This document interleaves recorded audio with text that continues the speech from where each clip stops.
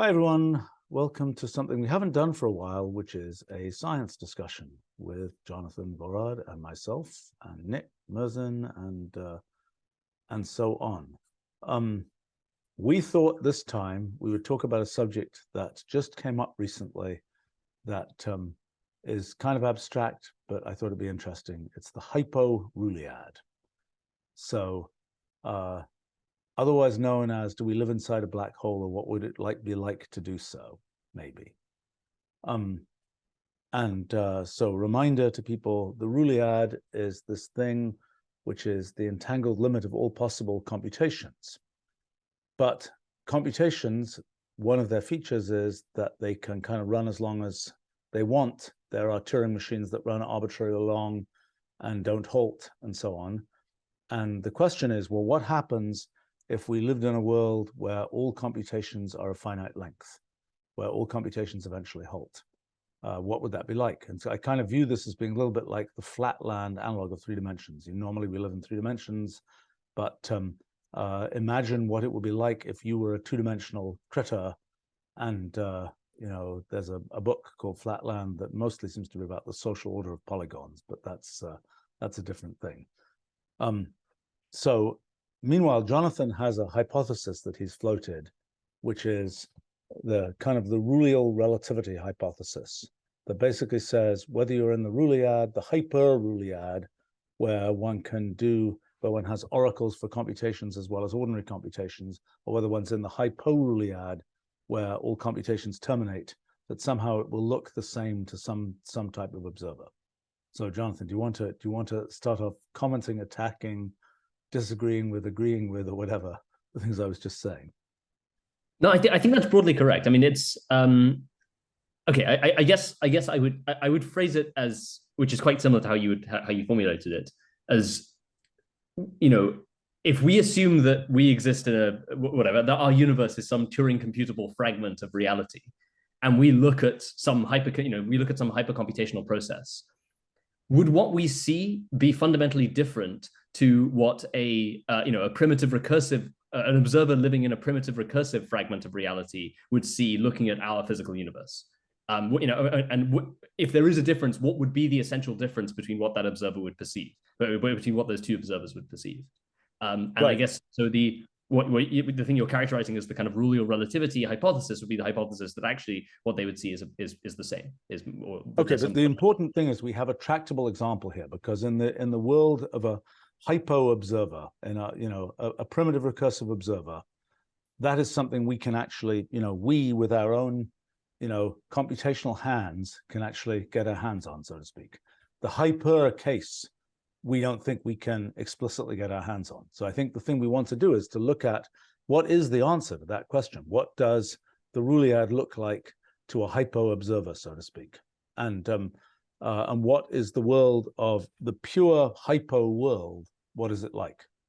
So I guess we can imagine, let's imagine that we have, okay, let's do a little bit of a review of what happens in the hypo world. My assumption is that every causal graph terminates. Do you think that's correct? Yeah, yes, I think so.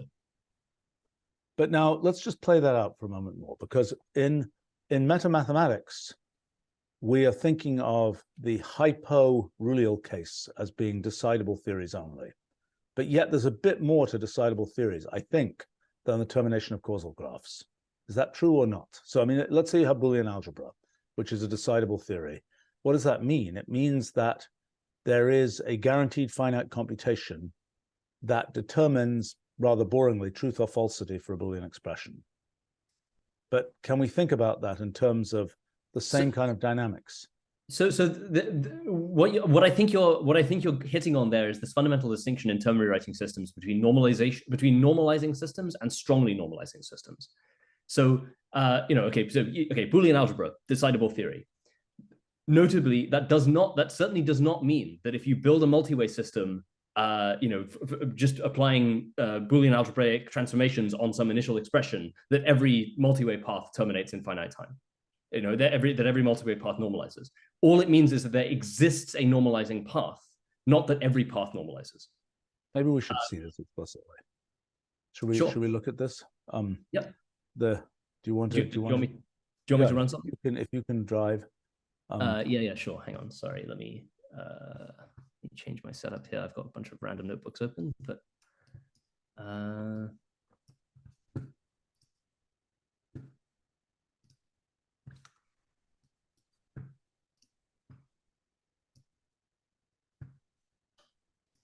seconds. By the way, I just want to comment for folks on the live stream. If we talk about things where nobody knows what the heck we're talking about, you're welcome to ask, and we'll try and explain. Oh,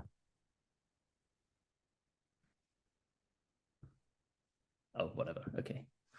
I don't think I have it as a documentation example. That's what I was checking, but oh well. 1 second. Okay, can you see a Untitled 6 blank notebook? Yes. All right, cool. Right, so do we want to use your axioms or do we want to use standard axioms? I don't know. I mean, it might be faster with standard axioms. I think standard axioms are more. It's certainly more understandable with standard axioms. Okay, let's do it. So if we do that, and okay, so all right, this is a slightly painful process. I suspect Nick might know better ways of doing this than that, but I'm an old-fashioned kind of person. Nick, do you want to comment on this? Do you have a? No, I don't think. Go ahead. We had a bunch of functions, but they didn't end up in some resource function repository. But for the mathematics piece, we had a bunch of functions that turned axioms into rules and all of that. But we can't really make it simpler. Okay, Jonathan, This is going to be very painful. What are you doing here? You're not going to do all of them, are you? No, I'll do some fragments. What should we do? Maybe we let's just copy paste from the mathematics book. We had exactly such examples there. Okay, so that's what I was checking. But okay, Nick, if you can just put something in. You want me let me check. I'm sure I produced this as a documentation example of a multi-way operator system.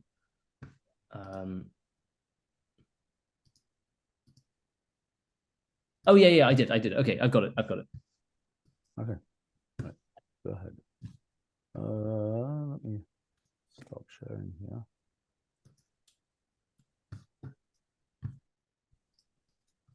This is very weird. Okay, go ahead. Right.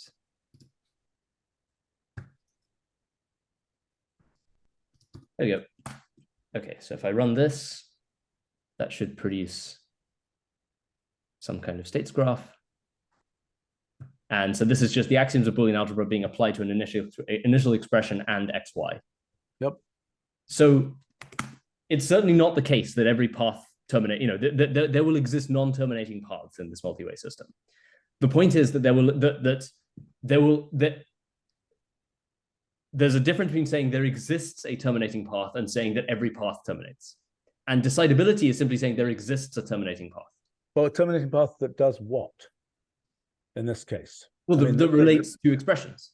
These are all equivalent. Yeah, I know, but it would be nice if we had something where we could see that it goes to true, for example. So, I mean, in this particular case, it won't. And if we say and XX, it'll rather trivially go to true because it'll evaluate. Right. But okay, I could inactivate these operators, I guess. But why don't you just transform them all to lowercase or something? Sure. Let's do slash dot there. And goes to and, or goes to or, not goes to not. And then let's just check that works if I do this. Yeah, okay. And then if I say and of 1, 1. That's rather trivial because you have that as a rule. Why don't you do and of x, x, which doesn't obviously, which I don't think there's a rule for there. And of x, x equals x. Well, how about equals or of x, x? Is that right? Yes. Yeah, that's correct. We may not be able to see the true. Well, okay, so let's figure out how we see the true. What is true? How is true going to be represented in this thing? It'll just show up as true. I mean, hang on, we can take this thing and I can just get the all states list, I guess.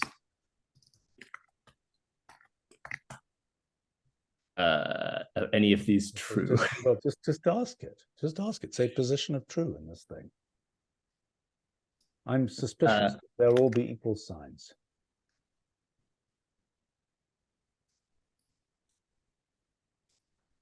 I don't think any of them. I think they're all equalities. Oh gosh, you have your crazy strings thing. We are getting rid of that crazy strings thing. This is a slow progress towards multi-evaluate, which won't have any crazy strings. Well, the crazy strings are simply a byproduct of the fact that we never made a general state rendering system. Oh, I know. There's no. Just say flatten that and then do it. Yeah. Sorry, but it for some reason it wasn't finding the closed bracket. But if I do, but in particular, if I take this and I say, oops.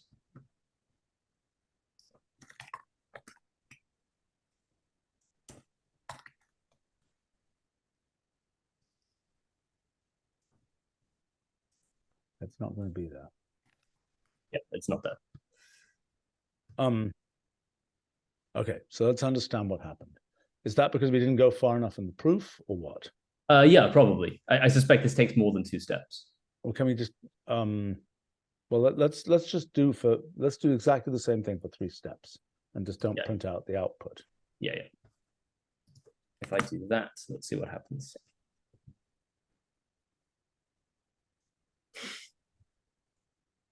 We are facing combinatorial explosion. But anyway, look, so the underlying point is that decidability is not the same thing as the causal graph being finite.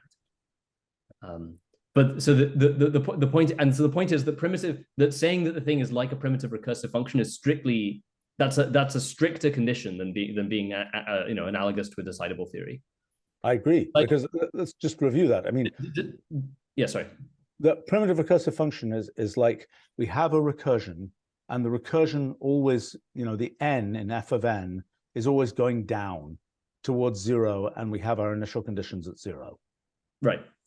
And then, so for example, I was just playing around with nestedly recursive functions that, you could have a case where the function could go up instead. In other words, the n value could go up, like it does in induction, for example, rather than going down.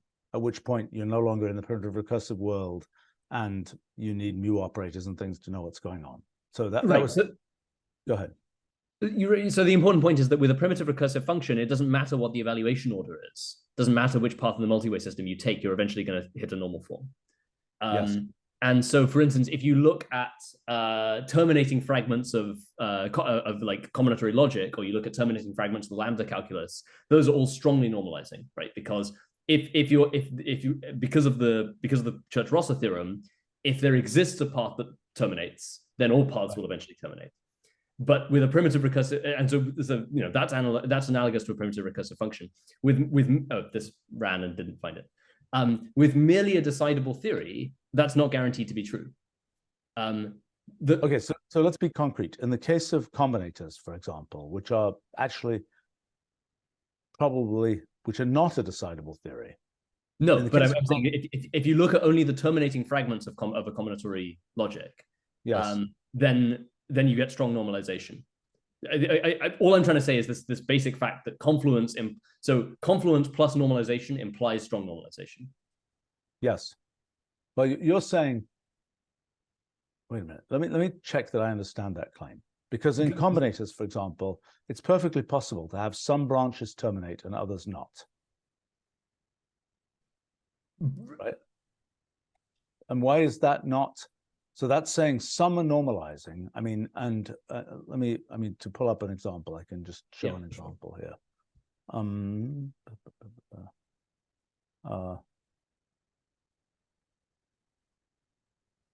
Let's see.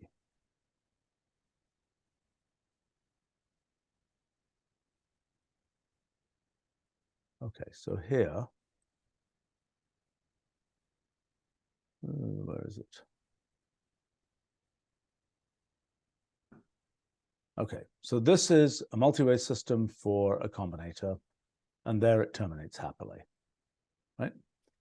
But now it's pretty common to have, so these are ones that all just terminate. But then somewhere here, there are ones, oh, come on, where is this? Here we go, maybe. I think this is a case where it terminates, where many of the paths terminate, but some do not. Right? Which is, let me try and find a more explicit example here. I think I had some nice examples where, you know, for some evaluation orders, it terminates, and for some it does not. Probably there are examples here of that. Yeah, I mean, resolved must have reached its fixed point. Well, but I don't know whether this is this contradicting anything you're saying? I don't think it does. I mean, I think we're just saying No. that there exists. I mean, this is just a concrete example, which I thought I had a better example than this, where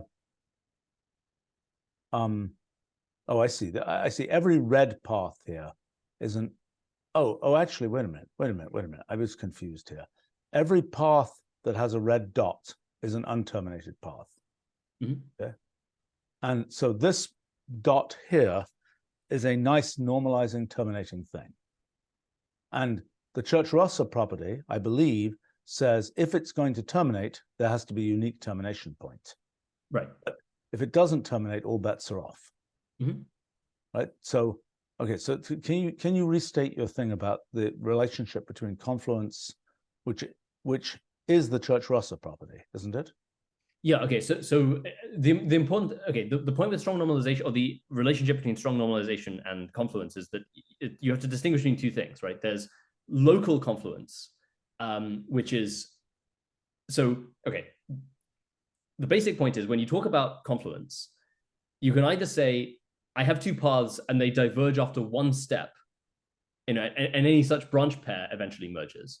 But I can also take what in general is a stronger condition, that I can have two branches and they diverge for an arbitrary amount of time, and then they eventually reconverge. Okay. And I assume that the converge after an arbitrary time is the confluence property. Right. And so this is the distinction between confluence or local confluence. Okay, and fine. The point is that when you have strong normalization, then you have, there's this result, which is in mathematical logic called Newman's lemma, that says that confluence and local confluence are the same in that case. So strong normalization means everything always terminates. Is that right? Yeah. So yeah, exactly. So normalization means that there exists a normal form. There exists some rewriting path where you get an expression that can't be rewritten any further. Yep. Strong normalization says that all rewriting paths lead to a unique normal form. Okay. So your claim is if all paths lead to a unique normal form, then local confluence is true, which means that every branch pair must resolve after one step. Is that correct? Right. Is that obvious? If all paths are going to converge. Oh yes, it's sort of obvious that you have to have some way to converge after one step. If all paths will always converge, well, I mean, let's look at an example. Here's an example. No, what the heck's going on here? Well, here, let's look at this example. This is an example where all paths converge eventually. Right? So now the claim would be something that frankly doesn't appear to be true, which is that every path, every branch pair, well, it doesn't seem to, oh, no, it doesn't seem to be true. I mean, look at that node there. That node. Wait, no, hang on. Sorry, local confluence doesn't say that they have to converge after. It says that if they diverge after after one step, they have to converge. Well, okay, but I mean, like the 15 here, right? Let's zoom in a bit, or we can actually recompute this if we want to. Oh, for goodness sake. The 15 here. Okay, so 15 diverges to 21 and another 15. Oh no, I'm sorry. The 15 is just the number of elements. It doesn't tell you what's there. Each one of these nodes is unique. So it diverges there, and then it converges after one step. We're all happy. It's kind of a lattice-like thing. Now, let's look at this one here, which diverges after one step, but it takes 2 steps to converge again. Right. So is that consistent with what you're saying or not? Yeah, I mean, it's irrelevant to what I'm saying. It's irrelevant? Yeah, it has, as I say, the divergence, the convergence time is not relevant to Newman's lemma or to local confluence. It's the divergence time is what's relevant. I'm sorry, could you explain that again? Because I didn't understand it. So, Okay, so you have an expression. It can be Yep. rewritten in 2 different ways. Yep. So you can enforce the condition that, okay, you have an expression A, and then you say, I've got arbitrary rewriting paths that lead from A to B and A to C. Yep. And therefore B and C can be, can be resolved. They can be resolved at some point in the future to some common expression D. That's regular confluence. Local confluence is the weaker condition that if I rewrite A to B and A to C in one step, then B and C can be unified at some common expression D. In an arbitrary rewriting system, those are not the same property. Local confluence is a weaker condition. In a strongly normalizing system, they are the same. They are logically equivalent. I haven't quite got this, but maybe I don't need to. But let's continue with what you were saying. So you're saying the conclusion was there is the primitive recursive case where everything always terminates after a bounded number of steps. And then there is the decidable case where there exists a way to get to a terminating state, but there might be a way you might get lost, basically. Right. What does it mean for physics that you can get lost, so to speak? In other words, it means that you can escape to future null infinity. That would be the analog. Okay, well, let's talk about that in the context of a black hole. So in the context of a black hole, that means you're on the exterior of an event horizon. What's that? It means that you're on the exterior of an event horizon. The way you define an event horizon is by saying you can't escape the future null infinity. Okay, so the claim would be that the failure to be normalized is the failure to be crushed at the event at the singularity inside the black hole, and that if you choose the path that doesn't normalize, that doesn't terminate, I see. Then that's the analog of being.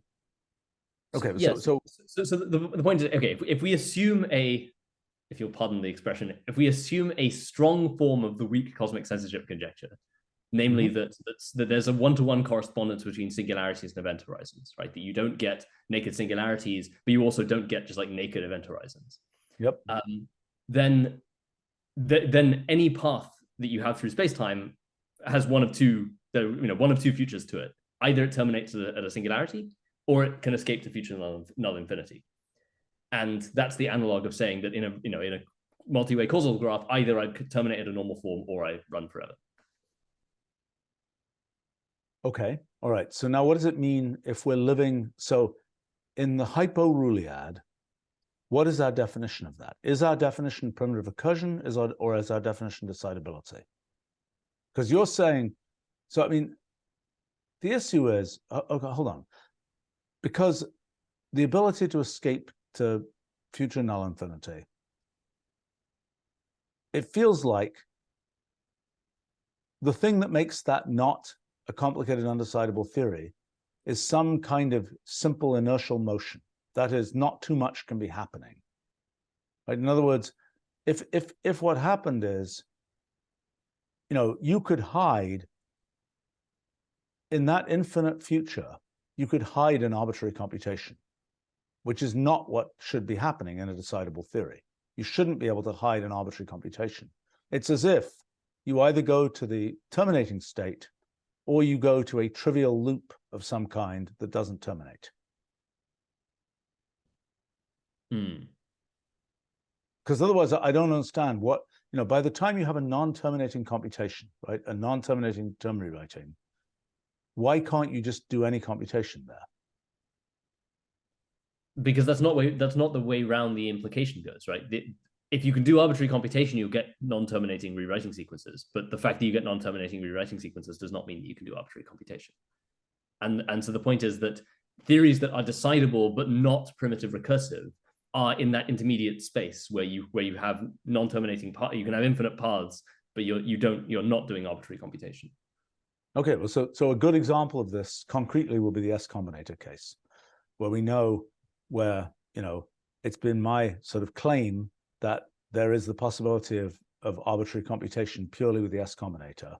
And right. it could be the case that the S combinator is a boring, infinite system. Well, it's interesting, right? Because in a sense, okay, if I can characterize it this way, a lot of your intuition seems to be that, yeah, if something can do, if you get non-terminating rewriting paths, then there's probably, it's a kind of computational equivalence story, right?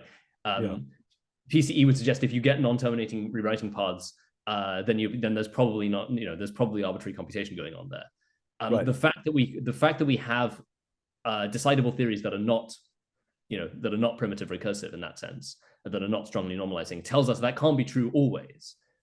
But in a sense, I guess what you're probing with things like the S combinator prize is just the empirical question of how common are those intermediate cases? How common are those cases where you get non-strongly normalizing but non-Turing complete systems? Okay, so let's be even more extreme about it. Let's say that we have a tail of non-termination.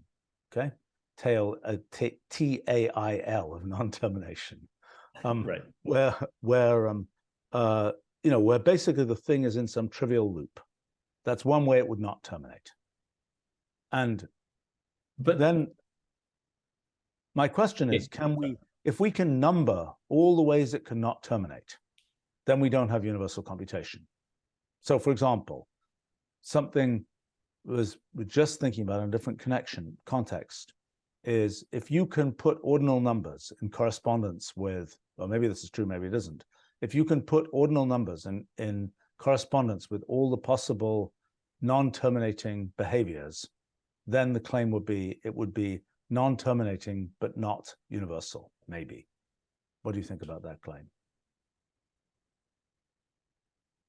So let me give an example. That sounds plausible, but I need to know what, yeah. Well, let's think about it. I mean, let's think about the question is, and this is relevant to the Hyporuliad, because this is life in the Hyporuliad.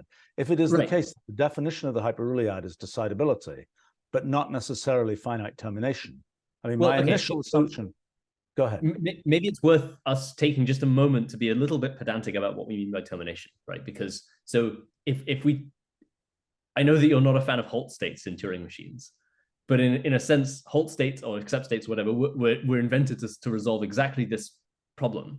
Because so you've made the claim, which I of course agree with, that in a sense, all the in the kind of bare metal multi-way system, there is only branching. Merging is something that we have to somehow impose after the fact. But the point is, the notion of termination requires a notion of merging, right? It requires us to be able to say we did nothing to this state and it stayed the same. Yes, that's correct. But it's merging. That's a time merging, right? In many cases, right. Branchial merging, but in the case of termination, it's merging in time and saying nothing happened. Well, so in the multi-way system function, we make this distinction between states graphs and evolution graphs. States graphs merge across branches and time, whereas the evolution graphs merge only across branches but on the same time step. So in a states graph, so in an evolution graph, there is no termination really. Whereas in a states graph, you have termination because the graph just, you end up with vertices that don't have an out degree, don't have an out component. And so I think it's just worth being a little bit careful in stating that, in exactly the same way as notions like confluence or merging or causal invariance only make sense if you impose an equivalence function. The same is actually true of termination. And in a sense, although, you have. Okay, so what you're basically saying is, to talk about termination as termination, you need time equivalence. But really what termination is things become boring. It's just the same all over again. It's just X, but that's the same with branch equivalence, right? That's not a different problem, I would say. When we say that these two branches are equivalent, what we're really saying is they're only different in a boring sense, right? They're only different in the sense that, for instance, you can read that the vertices in the hypergraph are labeled differently or something. Yes. And it's the same with termination. You're saying that these two states that are time-like separated are only different in a boring sense.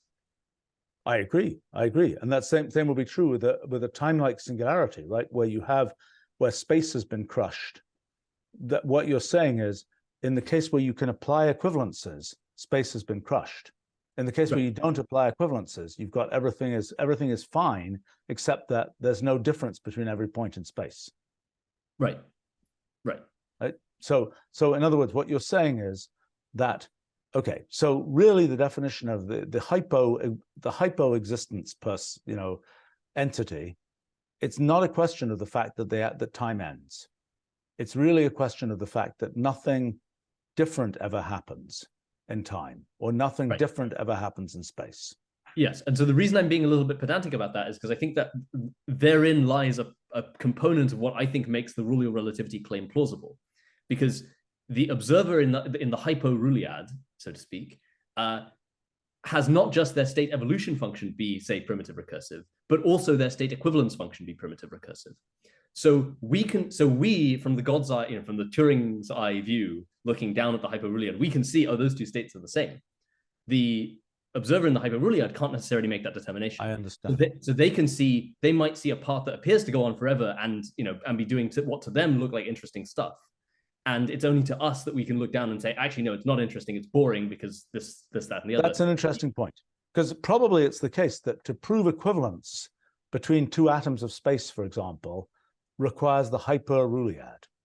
In other words, even in the standard Turing case, right, to prove equivalence, I think you can't prove equivalence from within the Ruliad itself. Well, okay, this now I have to confess I never know exactly what it is you mean when you talk about equivalence between atoms of space. Okay, fair enough. I mean, to say, okay, so your point is equivalence is in the eye of the beholder. The question is only, is it consistent to say that these two things are equivalent? Right. So I think, okay, so one important point that I think, again, is a little bit subtle, is that the evolution, okay, we typically assume that the evolution function and the equivalence function have kind of the same level of computational sophistication. But there's really no reason to make that hypothesis, right? That you could imagine that the state evolution function is either obeying a completely different model of computation to the state equivalence function, or they're functions with different kind of bounds on their time complexity or something. And in a sense, sorry, this is a separate discussion. Actually, you're making a good point there, because the fact is, part of the claim about many of the things we're doing is the observer is computationally bounded relative to the actual underlying physical processes. So there is so the equivalence function is a different level of computational sophistication to the evolution function. Right. So okay, there's a paper I wrote like last year that kind of looked into this in a little bit more detail. But so there are definitely cases where you can fix the complexity of the evolution function and vary the complexity of the equivalence function, and vice versa. It is not yet clear whether they are completely independent. And the question of whether or not they are completely independent turns out to be an alternative way of formulating the P versus NP conjecture. That in a sense, what P versus NP is really asking, or if you think about it in these terms, is if you fix a complexity of your evolution function, how much, if at all, does it determine the complexity of the valid complexity, or the complexities of the valid equivalence functions, and vice versa? Okay, let me pull that apart for a second. So, I mean, the basic issue, you're saying, well, okay, walk through what NP means in the case of equivalence functions. You're saying that an NP, in NP, you've branched out into many different possible non-deterministic paths, but at some point you have to find out what the answer is. You have to determine, did you get an answer? And that requires essentially something like an equivalence function, some kind of observer action. Yeah. So the point is that choosing a branch in a multi-way system is a computationally equivalent process to defining a function that equivalences all branches to that branch. Those are those are you can recast it in those terms. And so really the part of the thing that puts the n in NP is really the definition of an equivalence function on an arbitrary multi-way computation. Let me think about that for a second. Well, how does that relate to the quantum computation case? Well, the quantum computation case, sorry, go on. No, so that's defining the complexity of the observer in quantum computation too. Right. So the point is that in quantum computation, you have this slight muddle, because typically when people talk about complexity classes in quantum computation, they are considering only the multi-way behavior. They aren't considering measurement. Right? I know, which is just wrong. But we know that's wrong. I've known that's wrong for 40 years. It's wrong. But, right. But anyway, and thinking about it in those terms helps clarify that point, right? That in a sense the conjecture would be, we talked about many times, that any speed up you get in the branching is cancelled likely by slowdown that you get in the merging. Okay, but how does that relate to the P versus NP case? Because the P versus NP case, you're saying the merging in the case of NP, the question is there a polynomial time merging function for NP? Is that right? Is that the P versus NP question? Mm-hmm. Yeah, and so in a sense, so P equaling NP would be the most extreme case of quantum computation not working in that way of thinking about it, right? Why is that? But why was P equal to NP would suggest that NP choosing the output in NP would then be in P. Right. Which in particular would mean that there's no benefit, there's no benefit. But there's unconditionally no benefit in branching. Right. But you would be able to reconnect the branches in polynomial time, which you might think was good. The only problem is, well, in the end, the branching wouldn't do you any good. But let's come back. Okay, but you're saying, let's come back to the Hyporuliad question, because you've got, okay, first point is you're reformulating things by saying that in the sort of ultimate God's eye view, the hyper God's eye view, everything just branches. That anything that equivalences has to be in, that's in the eye of an observer at some level of the Rulial hierarchy. Mm-hmm. And you're saying that that the Hyporuliad are observers who can successfully. Okay. Well, what is the characterization? Again, sorry. I think it's worth making the following pedantic point, although I'm not as confident about this, but I'm pretty sure this is the case. I think the branch-like and time-like versions of merging work in opposite directions with regards to the complexity of observers. So what I mean by that is, if you consider the limit of an observer becoming arbitrarily computationally sophisticated, then, which is the old Hyporuliad view, as you were describing earlier, then, you wouldn't need to equivalence, you wouldn't have branchial equivalences. You could distinguish everything, right? But equally, as your level of computational sophistication increased, you could begin to see patterns in, computational threads that exist in the multi-way system that you wouldn't have been able to see if you were more computationally limited. So the amount of branchial equivalencing that you need to do goes down, but the amount of kind of temporal equivalencing that you can do goes up. Okay, when you say see a branch, you're talking about sort of the breaking of computational irreducibility rather than the breaking of multi-computational irreducibility. Yes. Right. So you're saying, let me try to understand that. You're saying as your computational sophistication increases, you can jump ahead in time. Right. But why can't you also merge branches?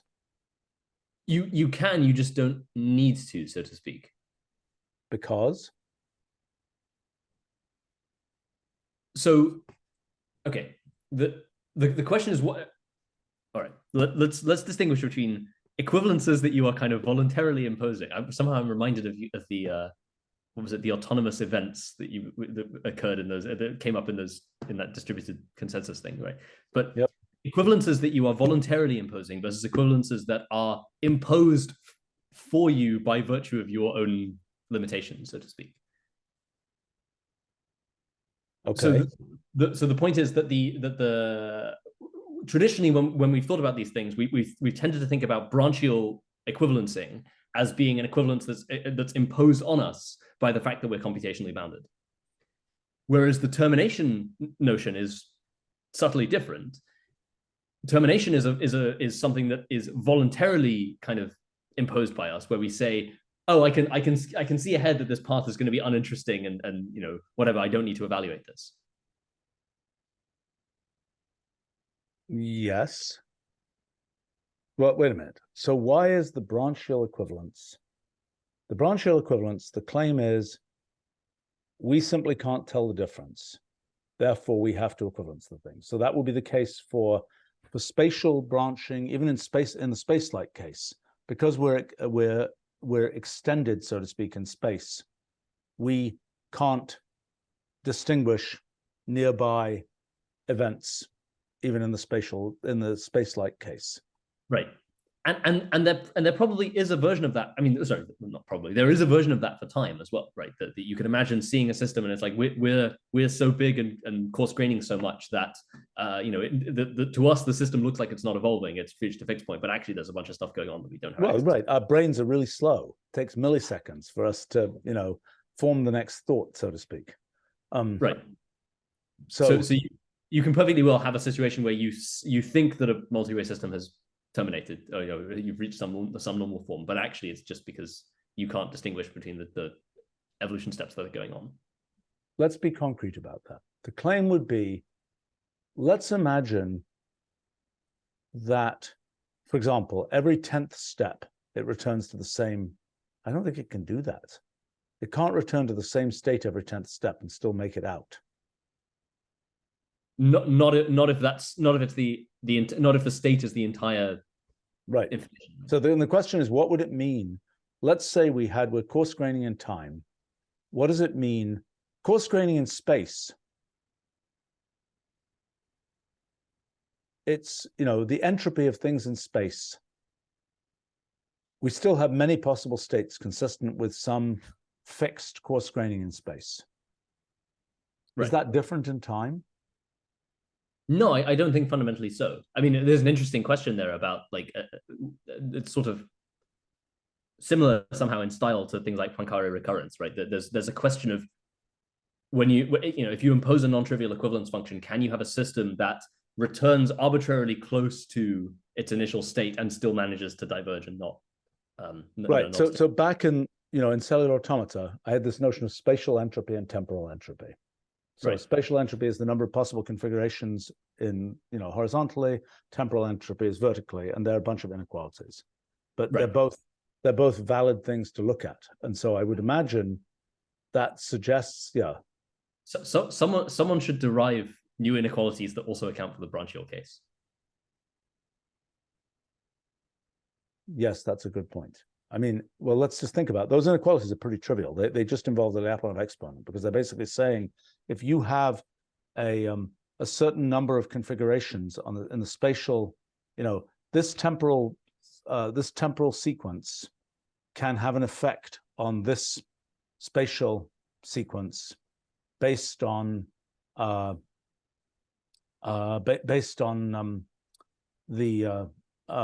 you know, just how far you can get from that sequence of temporal values. So I would claim it's going to be the same thing, except that there might be a different Lyapunov exponent in the branchial direction and the spatial direction. Why is it not the same argument? It might well be.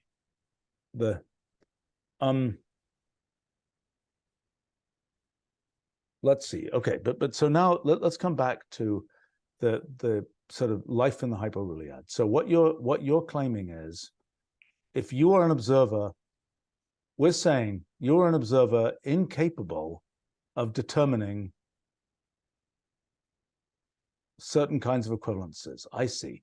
So for you, life's still interesting because you Right. can't see that, in fact, it's just going x, x, x, x, x all the way down. Right. In other words, yeah, there's some regular pattern or something in the evolution that you're observing, but knowledge of that pattern involves evaluating functions that are not accessible to you. They're only accessible in some higher level of the hierarchy. Okay, so let's look at that in a, okay. Let's ask the question how that relates to proof theory and how that relates to kind of, because I think there must be an analogous thing. That is that there are things that look interesting to you if you can only do Peano arithmetic. But as soon as you can do set theory, it's like, this is boring. Right. Right. I mean, okay, so like a slightly trivial version of that might be, so if you imagine that you're in a finitely axiomatizable fragment of arithmetic, and so in particular you don't have an induction axiom, then if someone comes along and if someone comes along who knows how to do induction, then they can produce an infinite set of what look to you like non-trivial interesting theorems. And it's only if you know the induction axiom that you realize they're not. Right, that you knit them all together and realize they're all the same thing. Right, exactly. But to an observer in the finitely axiomatizable fragment, they all look like distinct, interesting theorems, because the statement that they are all consequences of the same result is not accessible to you. Right. Okay, so let's take the example. I'm still looping on the looping question of these tails where the thing doesn't terminate, but it doesn't terminate where the way in which it doesn't terminate, just like in the case of, in the trivial case we've talked about, one way in which you don't terminate is it just goes x, x, x all the way down, right? But there are more non-trivial non-terminations that we see in Turing machines. They can loop, they can go, x, they can have all kinds of behavior that loops, but not in such a trivial way, okay? Right. So I have a question, which is, can one classify the looping behaviors, and how does one relate the looping behaviors to, for example, Peano arithmetic? Okay, so this would be a claim. The claim would be that the looping behaviors, certain looping behaviors are classifiable by ordinal numbers. Let's say ordinal numbers below epsilon 0, let's say. So, for example, let's imagine you have the loop. I was thinking about this in terms of evaluation sequences, the loop x equals x plus 1. So the claim would be that that loop is omega. Do you believe that claim? That sounds right. And then that the loop x equals list xx is 2 to the omega. Mm-hmm. Right. So the question would be, what kinds of looping behavior, I mean, is there a way of seeing that you can get your arms around certain kind of looping behavior with, well, again, this is not, okay, this is, okay. One level is, what level of looping behavior can you decidedly get your arms around? What level of looping behavior can you get your arms around with Peano arithmetic? What level of looping behavior can you get your arms around with arbitrary Turing computation? Mm-hmm. So, right. Decidable, what level of looping behavior can you decidably, let's think, yeah. The case of, so if you've got just the XXX looping behavior, what does it mean to get your arms around it? It means that, what does it mean? It means you have an equivalence function that correctly responds that it is equivalent. Right. So okay, let me start by just making a slightly philosophical point, which is that this is, I would argue, this is precisely this question is what an awful lot of debate around, in the kind of modern foundations of mathematics is really all about. These ideas, like, the central idea of category theory, that you shouldn't talk about equality, you should only talk about natural you shouldn't talk about objects being equal, you should talk about them being equal up to natural or equivalent up to natural isomorphism, or the ideas in homotopy type theory around you shouldn't talk about equality, you should talk about identity types or something. All of these discussions are really different ways of the foundations of mathematics are found to grapple with exactly this question of like, how do you classify different kinds of equivalences that you can place on expressions. So in the construct, in our case, ultimately we ultimately fall back to same Q, right? We assume same Q as like our kind of ground truth base, and all of the other equivalence functions that we build on top of it, that we develop, are really built on top of same Q. Because in a sense, when we do hypergraph isomorphism checking, we reduce the things to our canonical form, and then we apply same Q on. And really, this idea that in category theory that you should, for instance, that you shouldn't talk about equality of or identity of objects. One way that you can recast that idea is the question: well, what if you couldn't do same Q, right? What if same Q wasn't there? Then you have nothing to fall back on, and so you have to use somehow a less rigid notion of equivalence. Well, the notion of equivalence you'd probably use is a genealogical notion of equivalence. You'd say, if things came from the same thing, then they're the same thing. Which is the notion of a critical pair lemma, right? So when you define a critical pair lemma, precisely what you're saying is these two expressions came from a common expression, and therefore by transitivity of equality, they are the same. And so that's another way of that's another way of defining equivalence. But isn't that also in homotopy type theory? Isn't that this sort of equality is the same as equivalence type, univalence axiom type thing? Right, exactly. So again, the kind of multi-way way of recasting that would be to say that the notion of equivalence in time, i.e., where you're connecting states by evolution edges, and the notion of equivalence in branchial space, i.e., where you're connecting states by branchial edges, there's no a priori reason to believe that these two notions of equivalence are the same. Univalence is the same that they are, in some sense. And so things like the notion of critical pair lemmas, the idea that if I rewrite A to B, that's a proof that A equals B, but also if I rewrite A to B and A to C, then that's a proof that B equals C, and that those two are the same notion of equality. That is a non-trivial statement that necessitates the notion of equality induced by temporal evolution and the notion of equality induced by state equivalence to be the same notion of equality. And that statement is really the univalence axiom. And how does that relate to the intuition about P versus NP? Well, so the point would be that in general, you don't have to make that assumption, right? You could imagine.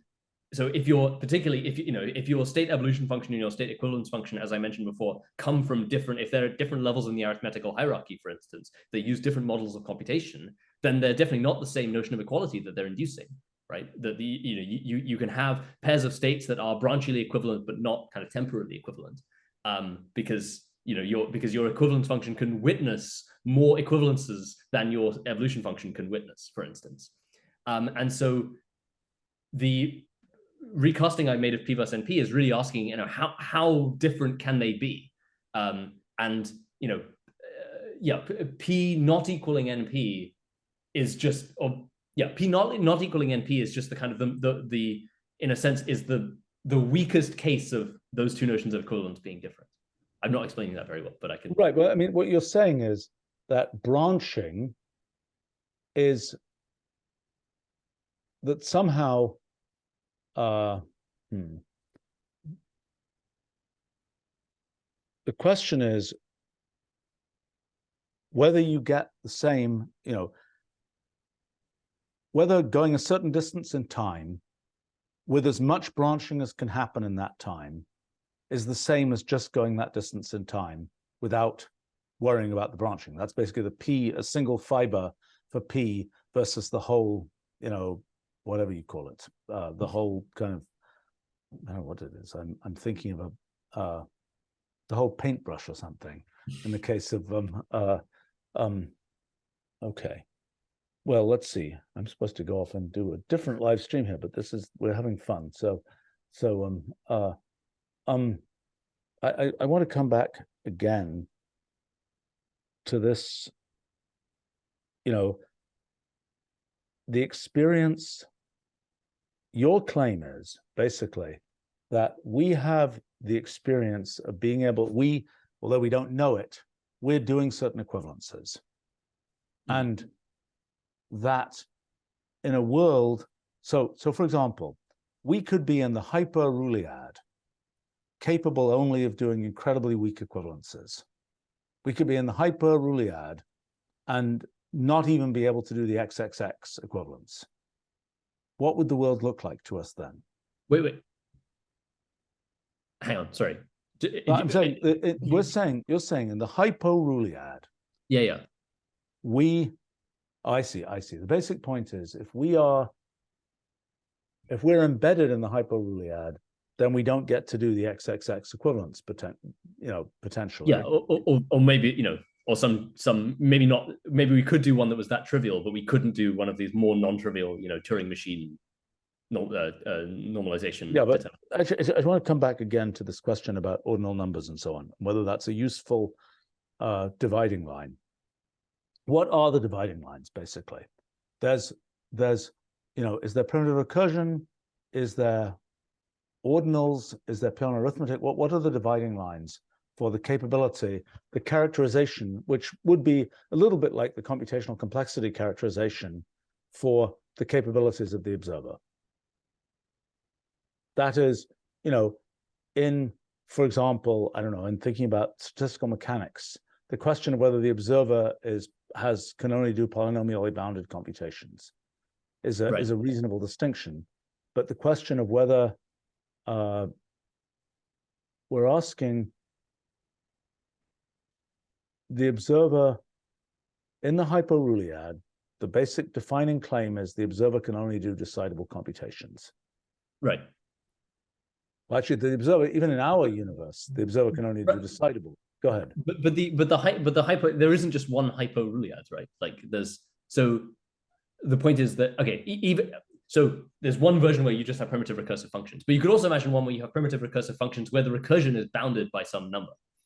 And in that case, it's like, okay, if if you can only recurse 10 levels deep and your computation takes you on a loop that's 11 steps long, then now, okay, you have no way of determining the inner loop.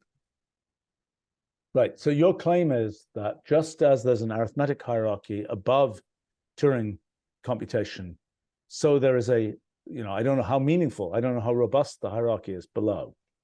Right. But I mean, even with the arithmetical hierarchy, it's still not known, because the arithmetical hierarchy is incredibly coarse, and it's you can have intermediate Turing degrees and so on, and there's still a bunch that's unknown about exactly how robust those intermediate levels are. And yeah, I think the same is true for the kind of sub-arithmetical hierarchy as well. Well, but the claim is there are robust levels in the arithmetic hierarchy. So the question is, are there robust levels in the sub-arithmetic hierarchy? I would suspect that primitive recursion is one. Yeah, but yeah, I mean, so I don't know. All of this is kind of it's always bothered me that the fact that Turing computation is treated is given this very special status in the hierarchy, right? That it's the kind of unique minimal element. Where I think the reason why I find the idea of like Rulio relativity appealing is precisely because it gets rid of the specialness of Turing computation. It's like Turing computation, right? It's Copernicus all the way down.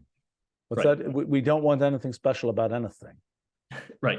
The only thing that's special is that we are who we are and not who we are, so to speak. In other words, that in the whole Ruliad idea, that becomes the only specialness, is our feature, because the same kind of specialness as the fact that we're at this place in physical space rather than another. Mm-hmm. And presumably that we're in this place in branchial space rather than another. Right. But I mean, so in other words, the only thing that's special is the particularness of our history, mm-hmm. which leads us to be where we are rather than somewhere else, so to speak. But I mean, and your claim is, see, it might be the case that there's simply a reformulation. As soon as you say the observer has this level of computational sophistication at this level of the arithmetic hierarchy, it could very well be that the whole mechanics of what you can conclude is exactly the same. That is Yeah. that which is essentially your statement of real relativity, that that with respect to that the robustness of what you can say, so that will be kind of like a statement like, oh, I don't know, there are plenty of these where it doesn't matter. What is another example? Something where you can be at a different level, like in computational complexity theory. Are there statements that you can make at any level in the hierarchy of computational complexity that are true at that level, that are true, statements that you can make relative to that level and around that level that will be true for any level? I mean, there are definitely, so like there in the polynomial hierarchy, right, which is the computational complexity theoretic analog, there are definitely, I know there are certainly like sort of recurrence relations and things that like somewhat non-trivial recurrence relations that apply, that allow you to relate like, sigma IP to some product of delta I plus 2 thing, for arbitrary I or whatever. I can't remember off my head, but so you're saying that locally in the polynomial hierarchy, that there are local statements that can be made near you in the polynomial hierarchy that are a kind of translation independent about where you are in the polynomial hierarchy. Right. Exactly. Yeah. Well, that seems like probably what will happen with the Rulial hierarchy as well. Yeah. And okay, so to be a little bit cryptic, I mean, I know I made a similar comment at the summer school. So I think the very fact that we have a notion of geometry, that we have a notion of continuum geometry, is itself evidence of that fact. Because so if you imagine an observer anywhere in this hierarchy, and they look up and they look at all the stuff that's above them, what do they see? Well, they can't determine in detail what's actually going on. At best, they can make some coarse-grained determination and say that, this has this bulk feature and whatever. And in the case of computational models of physics, those bulk features are essentially geometrical features. And so my suspicion is that, to be a little bit cryptic about it, that wherever you are in the hierarchy, everything above you kind of looks like geometry. Everything above you looks like space. And everything below you sort of looks like algebra. It looks kind of discrete. Because you have the level of computational sophistication to actually tease apart what's going on. Okay, so your basic claim is that which you can't understand, you consider to be the continuum, so to speak. Right. So, in other words, that which you can't understand, you necessarily kind of conflate things to the point where you get the continuum. Whereas that which is below you in this hierarchy, you can tease apart the elements and see that there's lots of, cogs going on there. Exactly. If there was hypercomputation going on in any of the whatever it is, 100 or so orders of magnitude, between the elementary length scale and between and things that you see, how would you know, right? How would you be able to distinguish that hypercomputation from just, the background noise of space? Right. But wait a minute. So you're saying, yes, I mean, so you're saying anything that is more computationally sophisticated than you are, if you're looking at it without that computational sophistication, yeah, I mean, another way to say it is it will look random, and the randomness will lead to an ergodic type hypothesis, which will lead to the continuum. It's really just extending just extending the bounds of PCE in one direction, if you see what I mean, right? You're saying, so rather than just saying anything that's of equivalent sophistication to you will look complex, which is of course true, it's also saying anything that is also greater complexity than you will look indistinguishable from something that is of equivalent complexity to you. Well, we'll look indistinguishable, will look random to you, and that randomness you will be able to say about that, because you can't say anything about it. The thing you will be able to say about it is that it looks like geometry. Right, but it looks random. But then so would something that had the same level of computational sophistication as you. The point is that if you have, I guess, okay, so you have an undecidable statement in some axiomatic theory, and you have an undecidable statement in the stronger axiomatic theory. In some stronger axiomatic theory, well, they're both still undecidable. They both look, they're both equally intractable to you. And so to you as an observer, I would hypothesize they will both look random, even though one of them is strictly more sophisticated. Okay, but so do you get geometry at your level, or do you only get geometry when you're looking above your level? I think would you get geometry at your level. Yeah, exactly. I mean, that would be the PCE claim, which I think is which I think, yeah. And it's also the claim of thermodynamics. I mean, it's basically the claim that as soon as your equivalent. So okay, so your claim is all that we would see if we look above us is we would see, all we'd be able to distinguish is geometry. We wouldn't be able to distinguish any of the machinery, because by definition, we can't distinguish the machinery because we're not sophisticated enough to do that. And what it will look like to us, it will look random, it will look geometrical, it will look continuous. I guess okay, maybe another way to say it would be, so, again, PCE just says, like, anything that's of equivalent sophistication to you, you can't, you can't reduce. But I guess the rule of relativity view would be to say, well, and anything that was more sophisticated than you, that you couldn't reduce anyway, so it would look like something of equivalent sophistication to you. And so you can just so from the vantage point of view as an observer, just caring about things that you can observationally access, you might as well truncate the rule hierarchy at that point, because anything above you is not going to make any difference. Right. So this is an argument that I actually made in NKS about real number computation, which is if you can't prepare the initial state or recognize the output as a perfect real number, what's the point of talking about the perfect real number? And the question then is, could the machinery inside do computations that you can distinguish at the two ends, so to speak? Right. And the claim, which is not an obvious claim, and I'm not sure, I don't think I could prove that claim, is that machinery in the middle can't, it isn't the case that the machine, okay, so the assertion would be, with that machinery in the middle, you can't solve the halting problem. There's no real number machinery in the middle where you can prepare the initial state. You can say, here it is, it's an integer specified Turing machine. Now the analog computer inside can solve the halting problem and give you a discrete answer. So the claim is that that's not possible.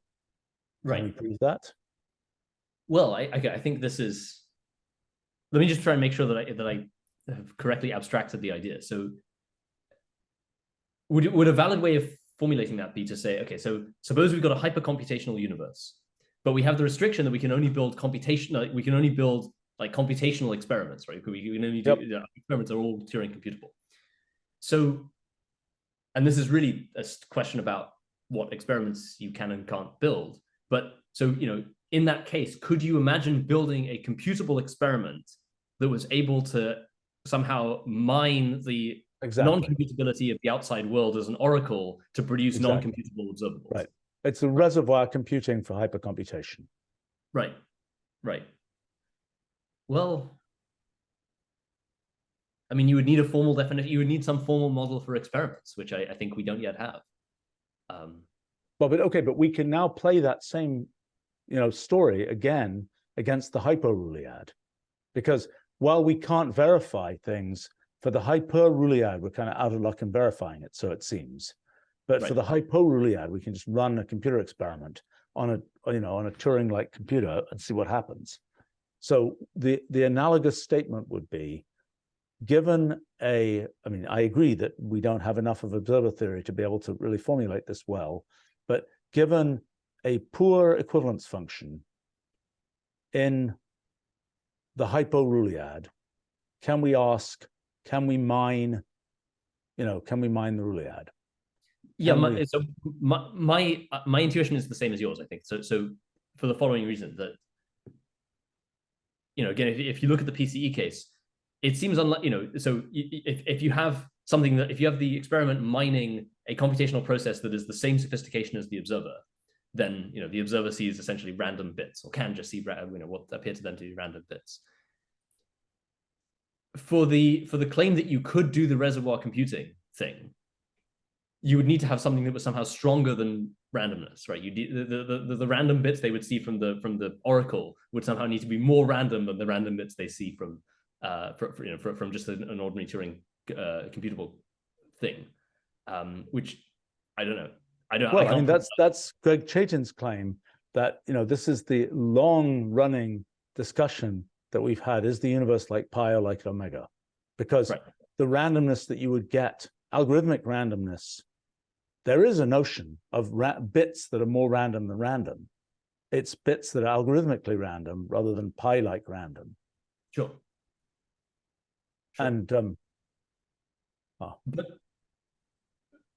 the thing, the reason why it's non-trivial, I would argue, is because what's coming out of this general way of thinking about the world is that there's two notions of algorithmic information and therefore algorithmic randomness that you have to care about. There's the algorithmic complexity of the system, and there's the algorithmic complexity of the observer. And those two trade off in a fairly non-trivial way. And so my hypothesis would be, and I think I can even probably formulate a formal version of at least part of this, is that there's, you can cast the universe in a way that makes it like pi, but the observer becomes like omega, and you can cast the universe in a way that the observer is like the universe is like omega, but the observer becomes like pi.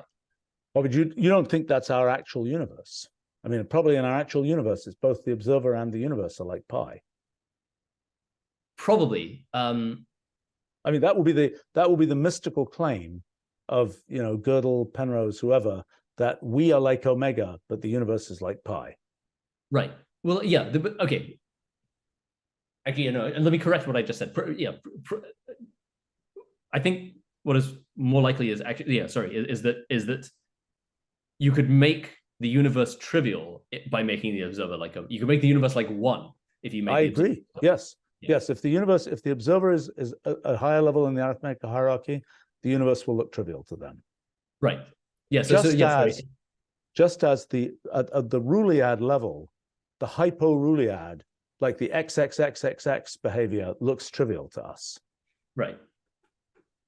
Yeah. So I get yeah. Okay. So to correct my earlier statement, so I guess the claim would be more like 1 and omega are like the two extremes, and pi is this intermediate case where you can balance and have both be like pi, or you can unbalance and have one be like 1 and one be like omega or something. Yes. Yeah, I mean, and that's the way in the case of omega, in the case of everything is like pi, you've got observers and the universe sort of at the same level. In the case of omega versus 1, you've packaged up everything that could happen in the universe into omega, and there's nothing more to say about what happens in the universe. Right. It's all over, so to speak. I think I'm supposed to go to my other live stream, but maybe we made some progress here. This is good. This is we should continue. And sure. Yeah, no, good. I mean, is there anything else we might reignite on a different thing here? But is there anything obvious? I mean, I think we've gotten some distance in understanding this kind of rule relativity, thinking through the rule relativity thing. I think this idea of sort of, well, okay, to ask one last question, which isn't such a simple question, this idea of inevitable geometry and the idea of looking up in the computational hierarchy, so to speak, to see inevitable geometry. How does that relate to Grothendieck's inevitable geometry ideas? Right. I mean, so it's a good question. So my view would be that, okay, so we have a way of formulating the kind of infinity groupoid thing that appears in the context of Grothendieck's hypothesis in terms of multi-way systems, right? So if you start from a non-terminating, non-confluent multi-way system, and then you add progressively more completion rules that let you bind paths together, that's equivalent to adding higher homotopies in some initial, to adding progressively higher morphisms in the initial homotopy category. And if you keep that process won't terminate, and so if you keep doing it, eventually you build up to some infinity groupoid. And so then, yeah, so Grothendieck's hypothesis would be the claim that that thing has inevitable geometry, and when you take global sections through it, those global sections inherit geometry from that infinity groupoid.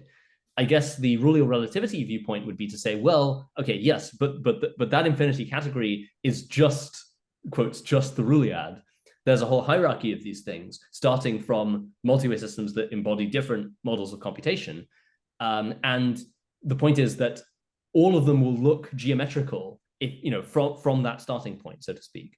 In other words, there's a finer grained notion than one gets in standard category theory when one starts to consider computability classes and complexity classes of the underlying morphisms and equivalences that allow you to kind of formulate a whole infinite class of Grothendieck-like hypotheses. And so I guess the point is that the Grothendieck hypothesis thing is then relativized to a particular model of computation. It's like this version of the Ruliad, this version of the infinity groupoid looks geometrical if you are an observer with this, you know, obeying this particular computational model. But if you had a stronger computational model, you could look at that thing and it would not look geometrical. You could actually tease apart its algebraic structure in some way. Okay, so one way to say that would be, you know, maybe the ordinary Grothendieck hypothesis with Grothendieck's infinity groupoid works for a category theoretic-like observer. What is a category theoretic-like observer? That's presumably an observer who has the belief that, you know, aggregating morphisms is free. Yeah, I mean, so, and again, this relates to some stuff I've written that we discussed this a few years ago now, about, you know, how category theory kind of implicitly assumes computational reducibility, right? I know, this is one of my favorite Jonathan things, that you go and start a Center for Applied Category Theory, and the next week you write a paper about why category theory is limited. But anyway. Right. Yeah, but you know, fortunately you can extend it. And so there's this, you know, there's this generalized notion of category theory where the morphisms can, you know, have complexity of information, or have, you know, information about their computational complexity, and there's an algebra for how those complexities compose. And then, yeah, as long as those complexities compose you know, if they compose purely additively, then that's kind of like maximal computational irreducibility.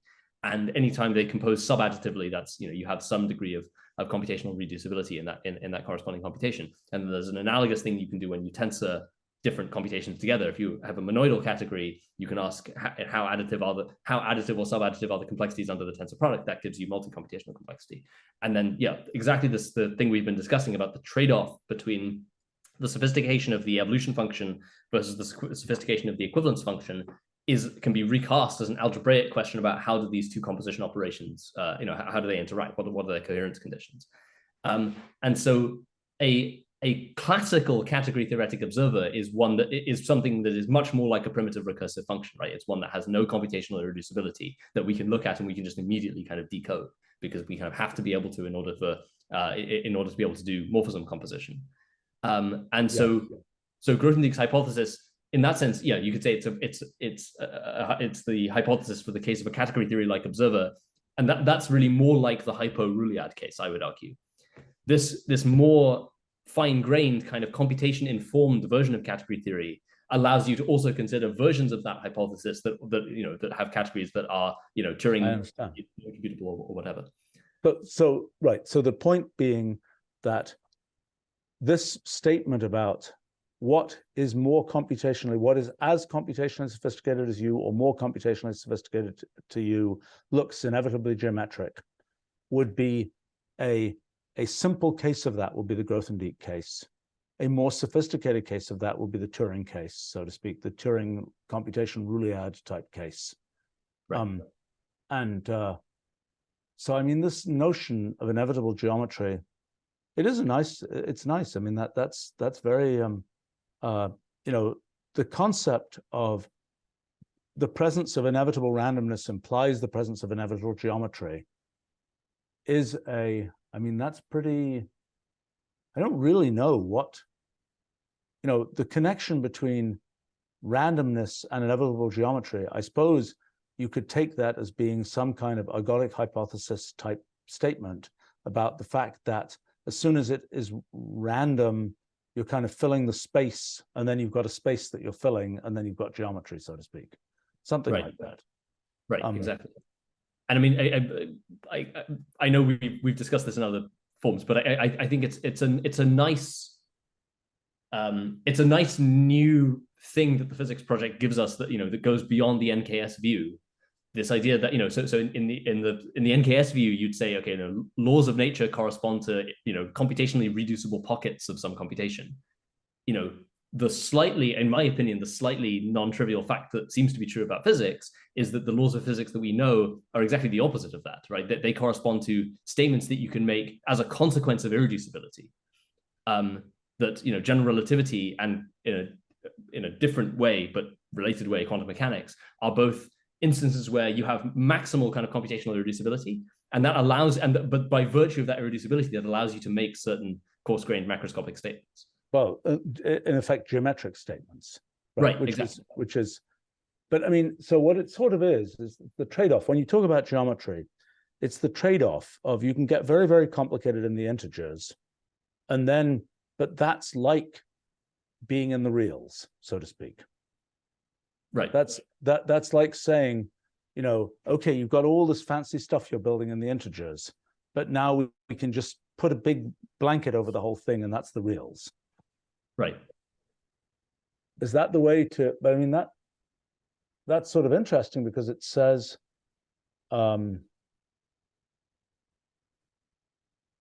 what does that say about things like the continuum hypothesis and the question of whether there are I mean, that claim that you have inevitable geometry which is associated with the reals.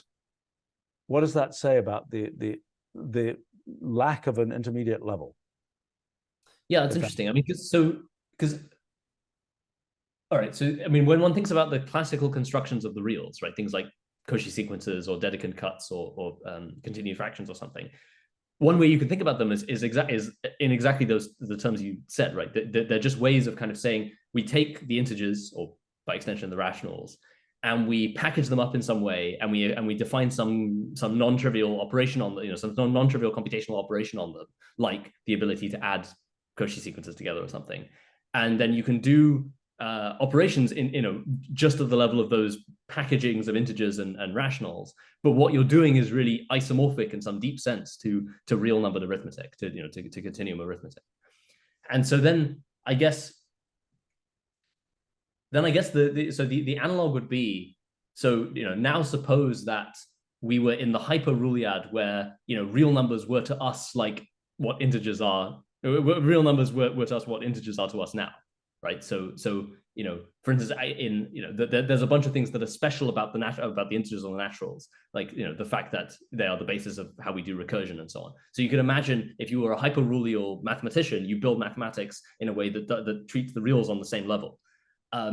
And then to you could imagine doing a similar thing. You could imagine packaging up real numbers together and defining complicated operations on them, and those are then isomorphic to doing arithmetic in whatever 2 to the Aleph in some 2 to the Aleph null model.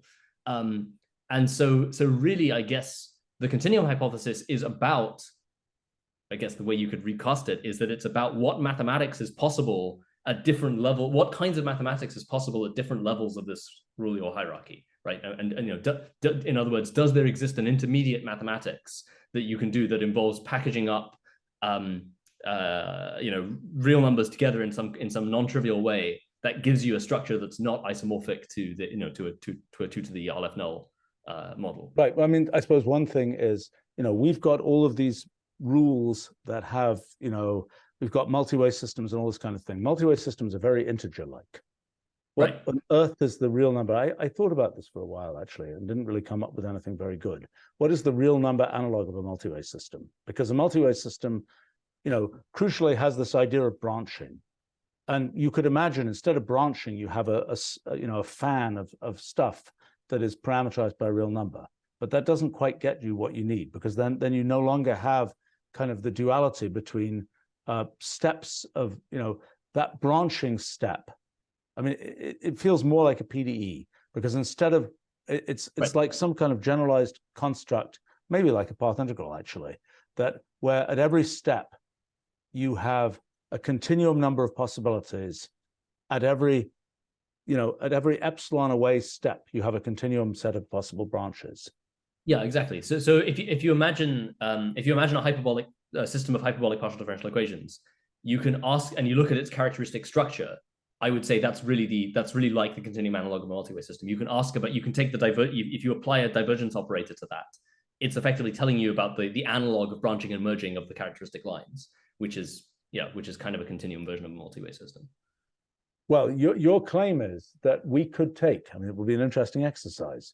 we could take your average simple multi-way system and we could write down a system of hyperbolic PDEs of which the multi-way graph is the causal multi-way graph or something is something. I don't think it's the multi-way graph. I think it's just a causal graph, is the graph of the characteristic lines. Right. I think to get multi-way, I think you have to have a path integral, not a PDE. So, okay, the thing you say about causal structure is certainly true. Let me think about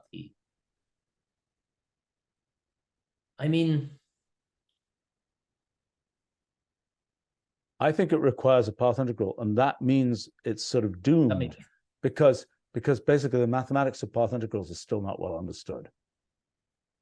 Yes. Unlike PDEs, where we have some level of understanding, path integrals. I mean, I think that's what. I mean, in a sense, it is completely unsurprising that the continuum limit of a multi-way system is a path integral, because after all, multi-way systems are what we think make quantum mechanics, which is described in the normal continuum theory with the path integral. So, but I just want to understand, and we're going way long here, but I just want to understand your statement about the continuum hypothesis, because you're saying that is there a level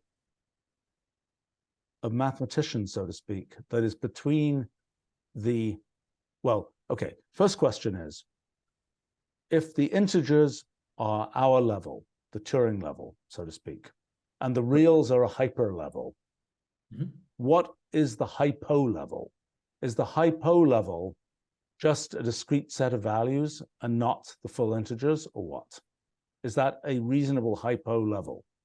Yeah. So, if you imagine, okay, a primitive recursive function, because its recursion is bounded, cannot generate the integers. It can generate any finite subset, can't generate the integers.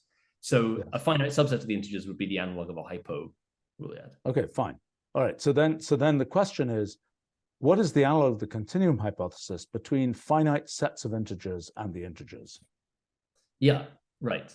Yeah, so that would be if you were a hyporulial civilization and you can only count up to 10, and then you see but your analog of analysis is how you deal with the irreducible complexity of what we think of as being as just ordinary integers.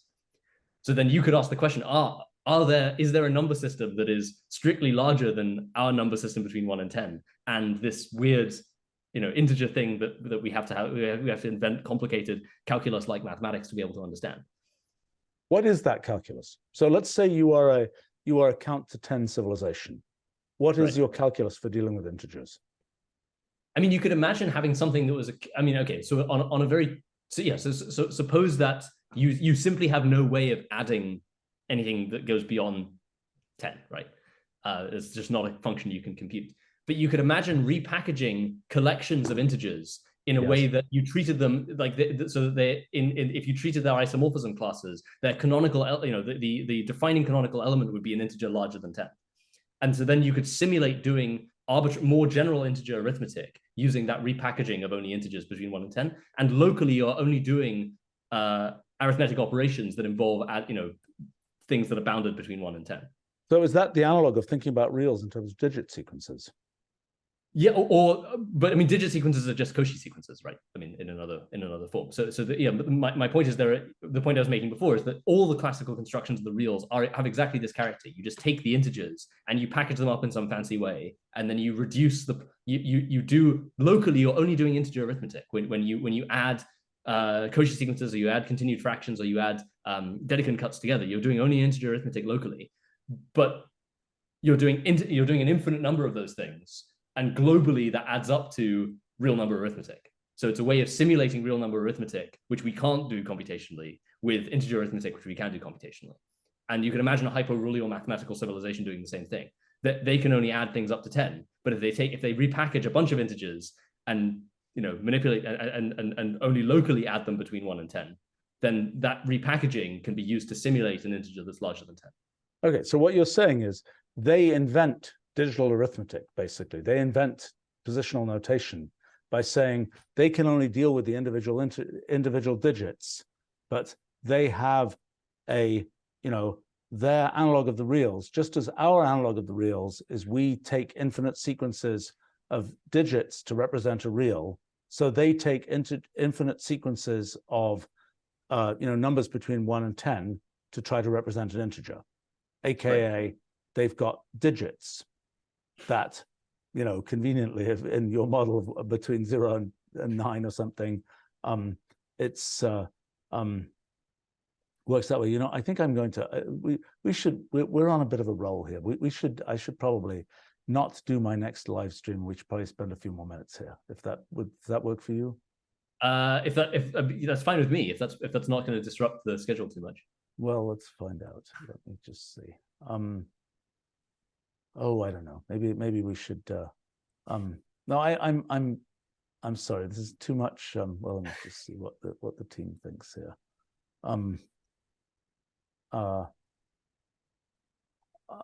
I think. Okay. All right. It's thought to be okay.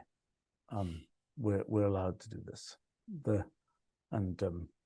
All right. Okay. Okay. Well, with that, okay. So I think that's a pretty interesting. Okay. So then the claim would be that we are at the integer level. We see the reals by packaging infinite collections of integers. At the hypo level, we have discrete collections of numbers, finite collections of numbers. We see the integers by packaging together infinite collections of those finite sets of numbers. Okay, so now what is the continuum hypothesis in the case of the packaging of discrete collections of integers? Right. So their analog. Okay, an analog of the continuum hypothesis would be, does there exist a notion of a sensible notion of arithmetic for integers between 1 and 11, for instance? So in other words, that you have a number system that is strictly intermediate between the number system that they use and the full real number system. Yes. Okay, but which is not somehow trivially equivalent to one end or the other. Right, exactly. But now let's see, in the usual case of the continuum hypothesis, you say as soon as you get to 2 to the aleph 0, you have got to aleph 1, right? You're saying there's nothing between. Is that correct? So as soon as you've exactly got those, as soon as you're doing all those Cauchy sequences, you have reached the reals. Well, yeah. So we know that that's true. So any construction of the reals is going to give you something that's cardinality 2 to the aleph null, right? The question is, is there an aleph 1 that's in between aleph null and that? Okay, wait a minute. So what is the definition of that then? So we have the reals. So it's easy to see that the reals have to have cardinality 2 to the aleph null, right? Because you can formulate them as the power set of integers. And so then the question is there as you put it, is there a number system in between the integers and the reals that has an intermediate cardinality and is not trivial, that is not trivially equivalent to either end? So it's, does there exist an aleph null that is strictly larger than aleph null, an aleph 1 that is strictly larger than aleph null, but strictly less than 2 to the aleph null? Okay, so what's the analog of that in this discrete case? What's the cardinality? So the cardinality of the integers we know, it's aleph 0. The cardinality of this, I'm a little bit confused now by the cardinality. It's 10 to the, what's confusing about this case is the cardinality of the digits is 10 to the aleph 0, isn't it? The cardinality, if we have an infinite collection, or did I get my transfinite numbers wrong? Because if I have an infinite collection of groups of 10, isn't that equivalent? Now I'm really confused. That's equivalent to the reals, not the integers. But they don't have an infinite collection. Because every natural number is finite, right? So they have a finite. So that, if each one of, I'm going to call these things sub integers, right? If each one of these sub integers is like a place value, there's no integer that has infinite infinite digits in it. So they're only ever dealing with finite collections of these subintegers. So the point is that they would be saying, okay, so let's look at the cardinality of the set of finite collections of subintegers. And that would give them Aleph null. Which is what in transfinite number world? I mean, well, it's the same as, I mean, we can see that it's the same as the cardinality of the naturals, right? Yes. But you're saying that that's going to be all. So what the point is that, all right, their model of computation only knows, can only directly compute things between 1 and 10. And so that so in particular, they can't express that cardinality except, their analog of a transfinite cardinal would be the one that expresses the cardinality of that set. So they would call what we would call 10, what we would call 10, they would call Aleph null, right? And then what we would call Aleph null, they would call whatever, Aleph 2 to the one. Aleph null. Yeah, 2 to the Aleph right. null. Right. And so then their version of that question would be, is there a set of intermediate cardinality? Okay. And so what's the answer? What's the answer? Because we can look from a much bigger view. Well, so from our perspective, the answer is trivially yes. From their perspective, is it? Wait a minute. Why is it? What do you mean? Is the no? I don't understand. What is the set? Their version of the continuum hypothesis is trivially false to us, right? What is that? Why? Why? Because we can imagine, because we can see that the set of integers between 1 and 11 exists, right? And that would be strict intermediate in cardinality. But the question would be, could they construct that set within their mathematics? And that's non-trivial, right? And the statement that the continuum hypothesis is independent of Peano arithmetic, or independent of ZFC, sorry, that's proved. I mean, what Cohen's forcing construction does is essentially to show that you could imagine building okay, one way you could think about forcing is you can say, I've got my set theoretic universe, I've got my model of mathematics, and I can build inside that a set of intermediate cardinality, but where if I'm an observer embedded in that universe, I can't construct the proof that set is a set of intermediate cardinality. The forcing construction is extremely interesting from a philosophical. I think it's extremely interesting from a philosophical point of view, because it's all about these kind of relativized notion of what does this mathematical object look like if I'm bounded in this way, because the way that forcing works, and in particular the way that this forcing poset construction works, this p-name construction works, is it's all about assigning cardinalities to sets in one universe from the vantage point of another universe, and the reason you can do that is you can say. And by the way, I think this is of relevance to infracalculus in a slightly non-trivial way. But so you can say, okay, so what does it mean for a set to be countable? Well, it means that I can biject it with the naturals. So what if I from a God's eye view can see that the bijection exists, but inside my set theoretic because every functions are just given by set exponentiation. So if I can control my set theoretic universe, if I can control what sets do and do not appear in the domain of discourse, I can control in a fairly fine-grained way what functions are and are not constructible. So I can build a set which is countable from the outside, but which internal to the universe is not countable because the function that bijects it with the naturals doesn't exist. And that's really the key to Cohen being able to show that there existed models of ZFC where the continuum hypothesis was false. So how can we apply forcing to our kind of stuff? What is the relationship between forcing and observer theory?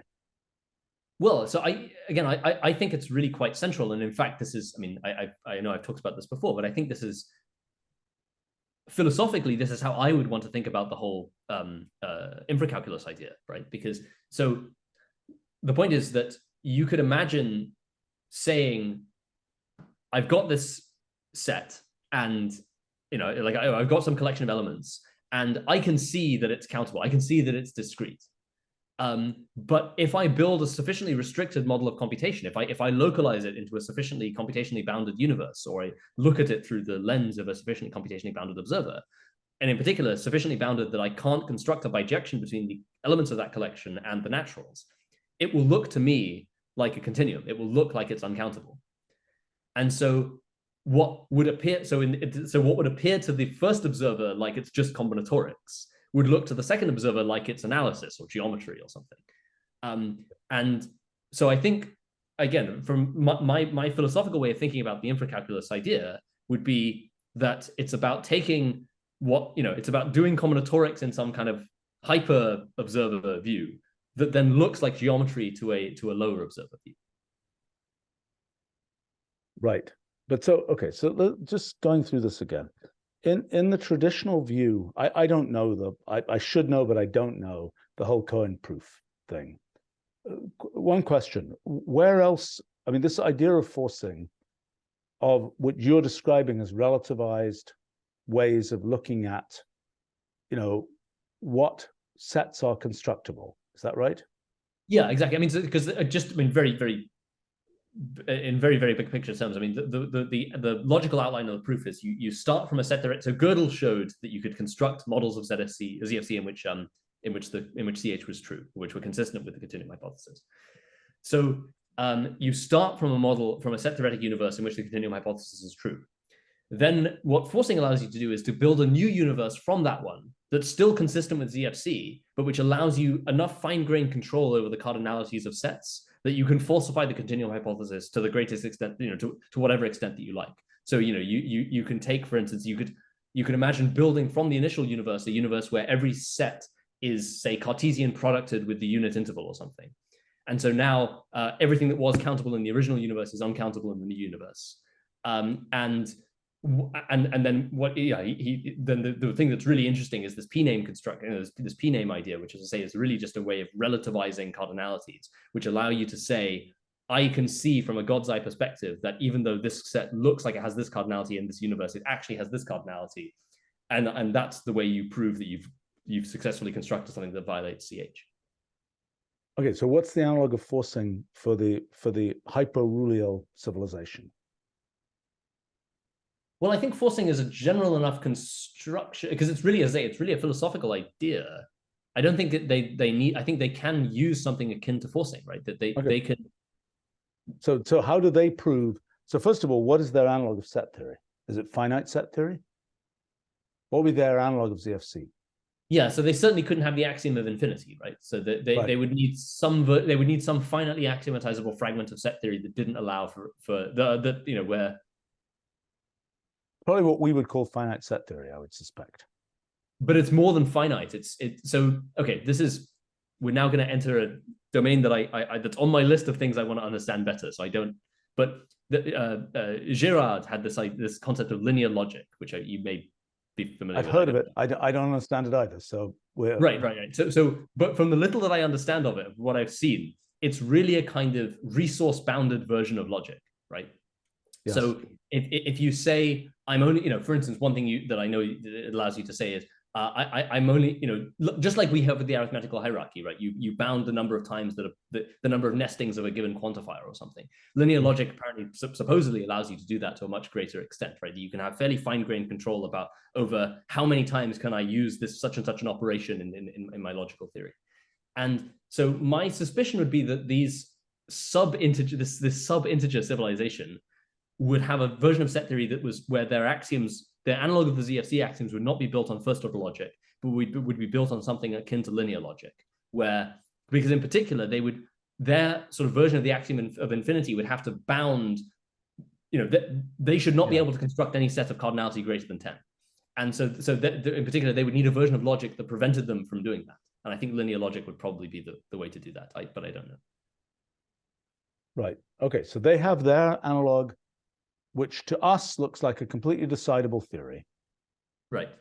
Their analog that uses this bounded logic, that is, and so then the question would be, which one could explicitly look at, whether within this bounded logic, what is the set of size 11 constructible? Right.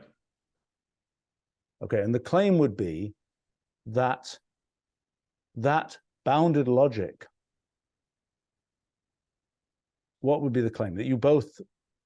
What would be the claim? That you could construct, how would it work that you both could and could not construct the set of size 11? So you would need to, okay, so you would need to have whatever their set theory would be, you would need to have something where you could build a collection. So you would need to have one model of their set theory in which you could build a collection of integers, each one being between 1 and 10, or a collection of such collections, sorry, that had cardinality 11, and where you could prove it had cardinality, or in particular, you could prove that. So you could not construct a bijection between that set and the set of integers between 1 and 10. But you could also prove that it had cardinality strictly less than the integers. But then they would also need to have a model of set theory in which you could not construct such a set. Right. So you're saying, and the not being able to construct such a set, that would be, so for that, they should be able to use Cohen's forcing construction in its, piece, more or less wholesale. okay, but the basic point is that they're right. Well, we should look at that. We should see whether this actually works. I mean, because that would be so then your claim would be that probably at any level, the set theory analog at a particular computational sophistication level, that all those set theory analogs would have the same property, basically.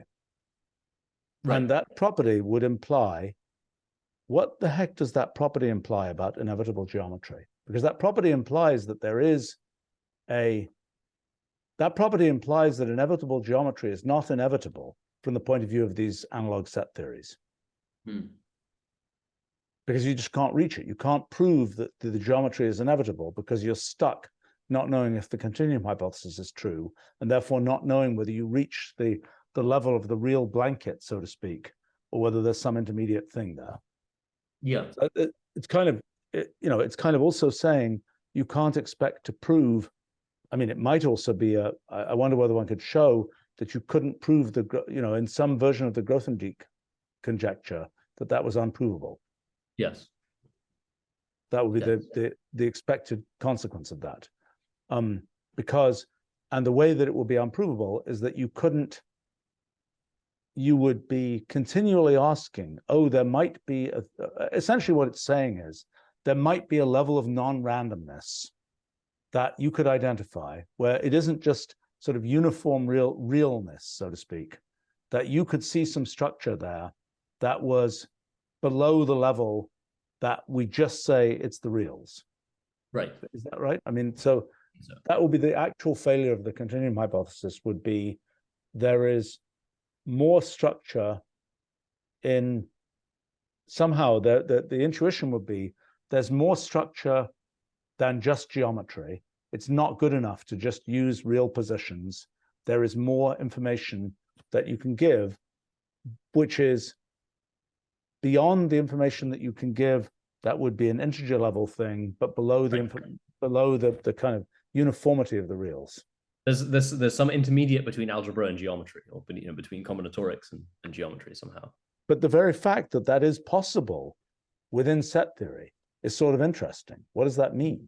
I mean, that means that within set theory, that's what does that mean? I mean, go ahead. I'm now realizing. So, I mean, sorry, it's a very basic point, and maybe this is some well-known thing that I'm just not familiar with. But like, I never really thought about it in those terms before. That the continuum hypothesis, that there's a computational way, a purely computational way of reformulating the continuum hypothesis. That it's really, or that there's a kind of. There's a computational way of formulating a kind of sub-continuum hypothesis that, the real numbers are constitute somehow the smallest set that contains non-computable elements, right? Which is the same thing as the intermediate degrees story, I think. Right, maybe. right. I'm not sure it isn't actually obviously the same, but it is a related kind of thing. That is, the intermediate degrees story is, does there exist undecidability without universality? Right. Interesting. Well, since we've been yakking on for so long, we should at least look at some of the comments on our live stream here and see what, oh my gosh, let's see. There was a question from ages ago about what does it mean for a causal graph to terminate? And I think we addressed that, because that's this whole question about what does it mean? How do you tell that two events are equivalent, basically, or two states are equivalent? I mean, it's interesting right now that and maybe this is another one of these problems that'll be solved by the multi package. But right now we have a notion of multi-way systems in the multi-way system function have a notion of state canonicalization, state equivalence. And the notion of event canonicalization and event equivalence is just inherited from that. But you can imagine a design where actually events could be canonicalized in a way that was different to the way that states are canonicalized. I think Nick has worked on something like that. Yeah. Nick, do you have? Nick is still here. Yeah, I'm pretty sure Nick has worked on something like that. It's part of the grand design. Let's see.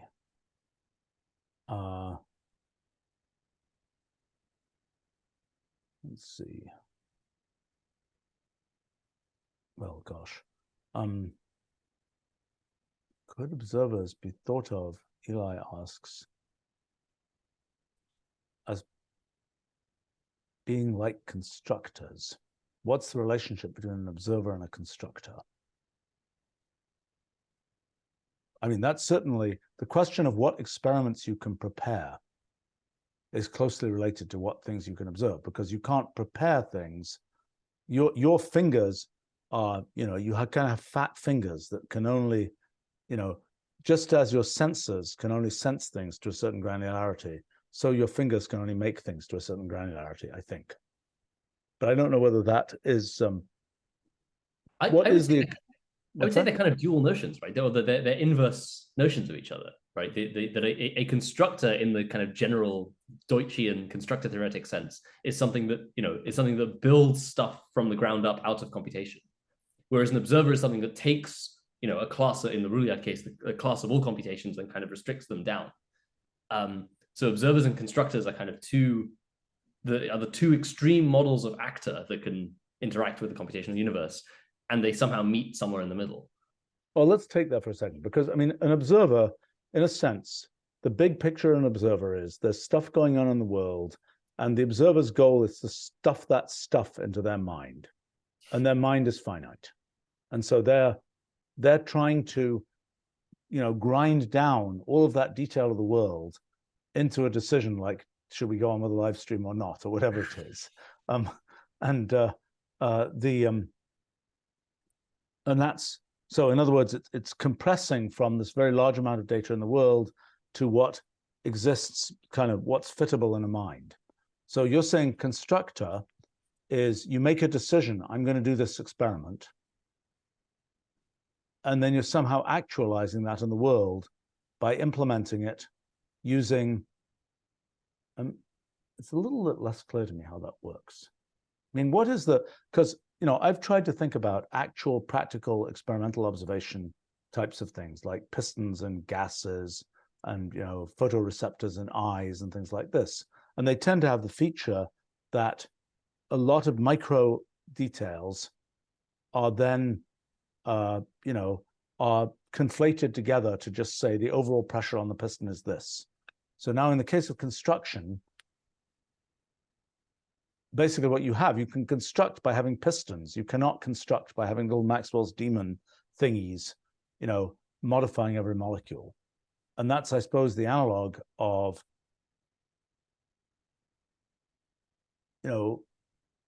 computationally, that's the analog of saying,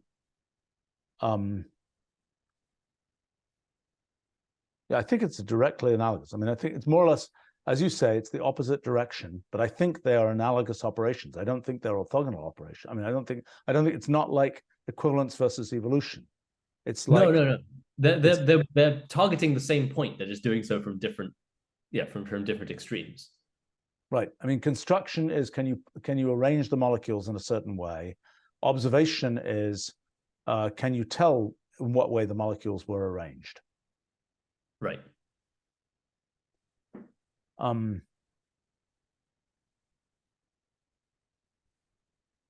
Memes comments. So observers at the elementary length will observe things quite differently than us.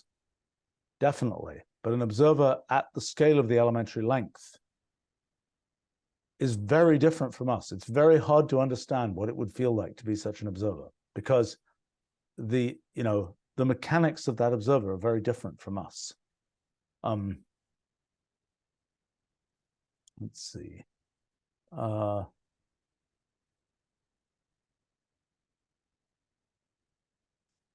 Nightmare is commenting, if you took a graph and rotate it, you can have transformations that were once different but converge to something uniform.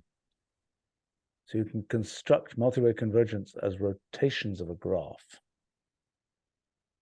But I don't know how you, I mean, this is the point, that you don't get to do a, well, okay, this relates to another thing I've been wondering about. Maybe, Jonathan, you have ideas about this.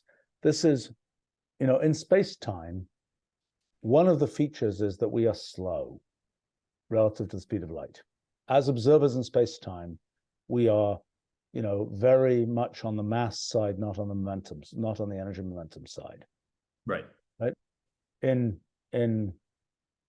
our friend John Mazuras's view of the world, sort of, in principle, we could all be photonic consciousnesses, in which case our view of the world, I haven't actually, I need to go on reading the draft book, but to know what he thinks it feels like to be a photonic consciousness, so to speak.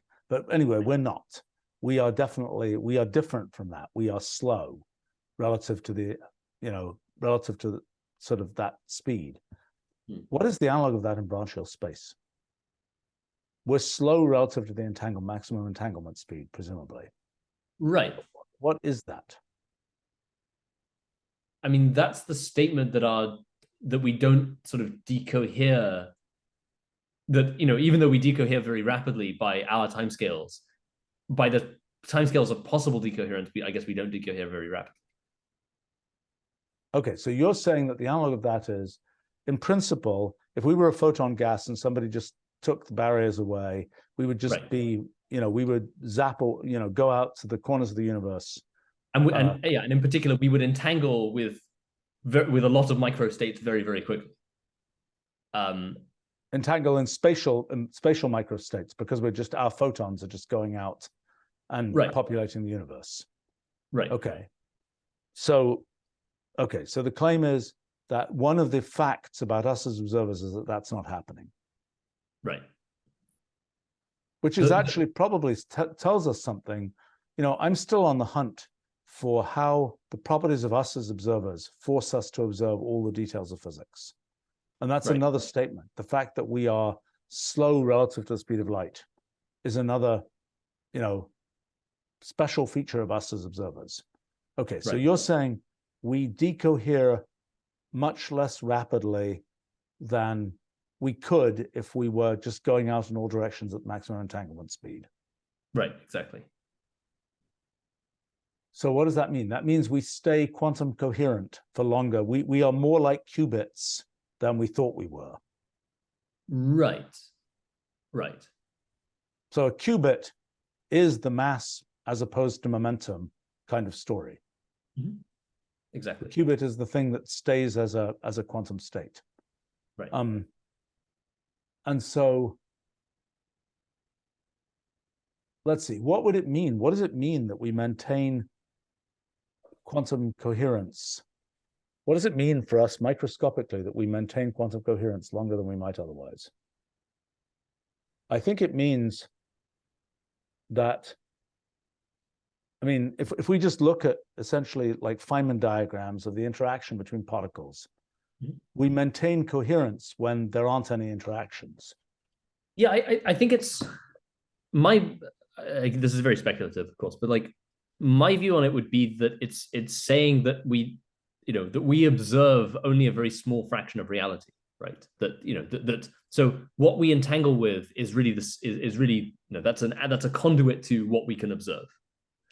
And the point is that at any point in time, partly as a result of the fact that that we're spatially localized, and partly as a result of the fact that our observational apparatus is not as expansive as it could in principle be, the number of microstates that we observe, and therefore the number of microstates we entangle with at any given point in time, is only a very small fraction of the number of microstates that we could in principle entangle with, if either we were not so spatially localized, or if our observational capabilities were greater, or both. Right, but I mean, this is what you're basically saying. We're localized in physical space. We have only the point of view about physical space that we have sitting on the Earth, et cetera, et cetera, et cetera. Similarly, we are not as familiar with the geography of branchial space, but right. Similarly, we are sitting somewhere in branchial space, and that is our current reality. Right. And we could be somewhere else in branchial space, in which case we would have a different reality, but we're not. Particularly, if as we build better experiments, as we build better, more capable measuring equipment and so on, we are increasing our extent in branchial space, right? We are just as when we build rockets or whatever, we are increasing our extent in physical space. What's the analog of a photon in branchial space? So the thing that allows us to observe the distant universe is photons, or gravitons or whatever else. What's the analog of that in branchial space? Yeah, I don't know. One can construct, and I don't know, and I'm not convinced there's a word for it. One can. No, I'm sure there isn't a word for it. This is not a thing which we know about yet. I mean, there's probably the analog of gravitational waves. There's some quantum gravitational waves that exist in branchial space that are presumably the analog of gravitational waves in physical space. Right. I mean, so all right. There are these bounds. Okay, so in quantum mechanics, there is it's not particularly well known, but there is a maximal entanglement speed in quantum mechanics, because there are things like the Margolis-Levitin bound and other things that allow you to place bounds on how quickly a quantum state can undergo a given unitary transformation given a certain bound on its energy. Yep. And you could imagine having a system where that bound is a non-strict bound, right? You could imagine building quantum systems where that bound is actually where that inequality becomes is achieved, that the equality case is achieved, and those, I guess, would be the analog of photons in branchial space. But I don't really know what the intuition for those things would be. So hold on a second. So those bounds, just talking to Norman Margolis just recently about something completely different from his bound. But anyway, how do those work? So this is saying, for a given energy, you're saying there's an e to the IHT that is driving the unitary evolution, mm-hmm. and there's a maximum rate. And how are you measuring entanglement in that situation? So you take, I mean, you can use any kind of entanglement monotone. I mean, the standard one would be you take, you've got two subsystems, you partially trace over one, you get a density matrix, you take the von Neumann entropy of that density matrix, that gives you a quantification of the entanglement. Okay. So it's the extent, which the density matrix is not, the extent to which you're filling in density matrix, so it's not a pure state. Right. So the point is, if you take two maximally entangled states, so where the entanglement is maximal, and then you ask, how quickly can I evolve from one to the other? That evolution is then just from purely linear algebraic reasons. That variation is the time for that evolution is bounded by the energy by the Hamiltonian of the system. Just because it's e to the IHT, and it's making the phase is changing like e to the IHT, and so you can't change the phase that quickly without having h be big. Precisely. So for any given energy scale, there's a maximum rate at which microstates can become entangled. Okay, and one's saying that. So if you had an photons, if you had an evolution operator which Yeah. for a given energy was, maxed out that entanglement rate, it would behave in branchial space the way a photon behaves in space-time. Yeah, but so the entanglement cone, the thing on the okay, so the question is, what kind of thing lives on the surface of the entanglement cone? Right, right.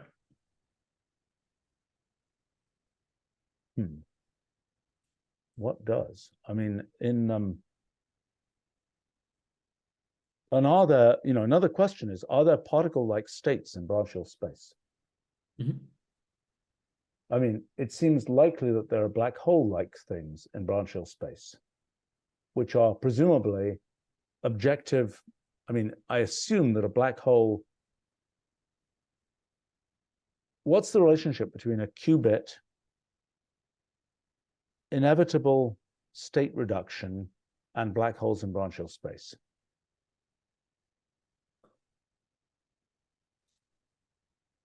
Yeah. So you've made this statement before, which I'm not entirely sure I agree with, that there's a correspondence between qubits and kind of branchial black holes. I mean, I guess, okay, I agree with it in the following sense. I think a branchial black hole, as in like a branchial singularity, would be the extreme case of a qubit that never decoheres. But that's like a time-like singularity in space-time. Like a space-like singularity, surely. No, because I mean, the space-like singularity would be the intuition there. Well, okay, this relates again to our earlier discussion about whether a space-like singularity represents time ending or time becoming boring. Yeah, but those are, with modulo time equivalencing functions, those can be the same thing, right? Right, but whereas a time-like singularity, the thing has, it's just sitting there with no interaction with any other degrees of freedom. Right. So, but okay, so that's one. The claim though would be insofar as, because I mean the black hole is the thing from which sort of the light cones can't escape, whereas the light cones are maximally escaping from things. Right. And so it's kind of what is orthogonal to a qubit in some sense. Insofar as light is orthogonal to a black hole, what's orthogonal to a qubit? Yeah, it's something which decoheres maximally quickly. Again, I'm not sure that people actually, I think because, typically when one's doing quantum information or something, that's the opposite of what one wants. So again, I'm not sure I have good intuitions of what that would be physically. Well, but so decohere, I mean, isn't measurement the thing that decoheres? Isn't traditional measurement? Right. If you had something that decohered maximally quickly, it would be kind of an ideal measurement system in the sense that it would allow you to observe the greatest number of microstates. Right, except that the point is that traditional measurement is like assuming the speed of light is infinite. Traditional measurement assumes the speed of entanglement is infinite. Yes. And in fact, that is the sort of the difference between our models and, that's one of the things that might even be a measurable thing, that traditional measurement would just say, boom, you measured everything. And that's why, for example, if you had a quantum computer and it spread itself in branchial space, with traditional measurement, you just get to say, and now we know everything that happened. Whereas we don't get to say that. We have to say, we have to actually go exploring, so to speak. So now the question is, in that case where we're going exploring, what's the thing that allows us to do that at maximum rate? Given the approximation, it's a Newtonian, it's kind of funny actually, that it is really quite funny, that the traditional quantum measurement is an infinite speed of light Newtonian approximation. Right. So now, in the case where one is not making that assumption, what is it? What is the thing that is, I mean, Yes. Well, I don't know. I mean, that seems like a worthwhile thing to know because, for example, there will be a question. The way that you transmit information across branchial space, is it packaged like particles? Right. Because in fact, the general feeling about motion is that to have pure motion, you have to have something which is, which is packaged so that you can say it changes, it moves without change. Right. You need to be able to, there has to be something you can identify. Right. So do we believe that that's the case in branchial space? That there are things. I think it's, and I think this is kind of related to your question about, the analog, like the branchial analog of gravitational waves, right? Because Yes. In the relativistic case, one way to think about gravitational radiation is that it's just everything, it's all aspects of the geometry that don't correspond to baryonic matter, right? In some sense, because, the full curvature tensor decomposes into some kind of weird sum of the Ricci part, which is really the matter part, and the Weil part, which is really the gravitational radiation. So if you just get rid of all the matter terms and you look at the remaining features of the geometry, what you've got is pure gravitational radiation. And so if there's an analog of that for branchial space, it would imply that the branchial space can have a background geometry that doesn't depend on any, that doesn't depend on the analog of the baryonic matter terms in branchial space, which would be these, whatever the persistent localized structures are. Right. So those are, those are the two. That's the decomposition of the analog of curvature, which we don't really know very well in branchial space. Right. What do we know about curvature in branchial space?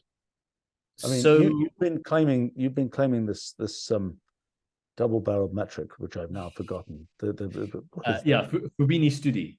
Yes. So okay. So there is a okay. So the only thing that I know is that if you build a multi-way system from a quantum mechanical system, which there's a standard algorithm that lets us do that, right? Where every state vertex in your multi-way system is just an eigenstate.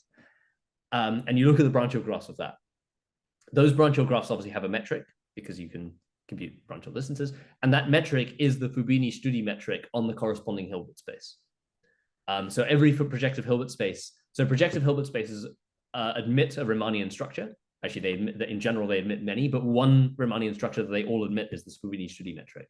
And so because it's Riemannian, you can define Einstein equations on it, and you can do all the kind of the standard stuff you would do in Riemannian geometry. So at least in those cases, we can claim, we can justifiably claim that the branchial space behaves a bit like physical space in as much as it obeys the same kind of continuum equations. That's, I think, what are those continuum? I mean, is that those continuum equations with respect to this? Well, you say the Fubini-Studi metric is what? Is that the analog of the Minkowski metric? Well, that's just the analog of the general spacetime metric. So the point is that those projective Hilbert spaces all correspond to Einstein manifolds.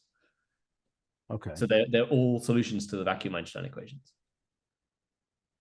Okay, and they're only vacuum because we've not carved out something that we say is matter. Yeah, exactly. Yes. So just as with this is the analog of the equivalence principle, right? In some sense, the equivalence principle is enforced in our models in a very direct way because we are forced to decompose, as you say, which parts of the graph are matter and which parts are geometry. And the same is true with branchial graphs. And so right now we treat everything as geometry because we don't have a good formulation of matter, just as we don't have a good formulation of matter in hypergraphs. Right. But I mean, so it really does make this question of when you are communicating decoherence, so to speak, does it come in lumps? Right. Right. So is there a particle? Is there an analog of a particle? Or is decoherence something that is just, is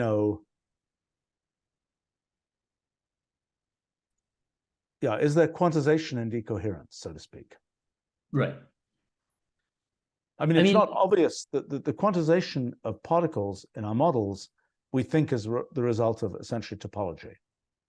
Yeah, I'm actually gonna push back a little bit on your claim that to have a concept of motion, you need to have something like particles, because, you know, even in a continuum fluid model, you can define fluid velocities without the need of any kind of discretization, right? In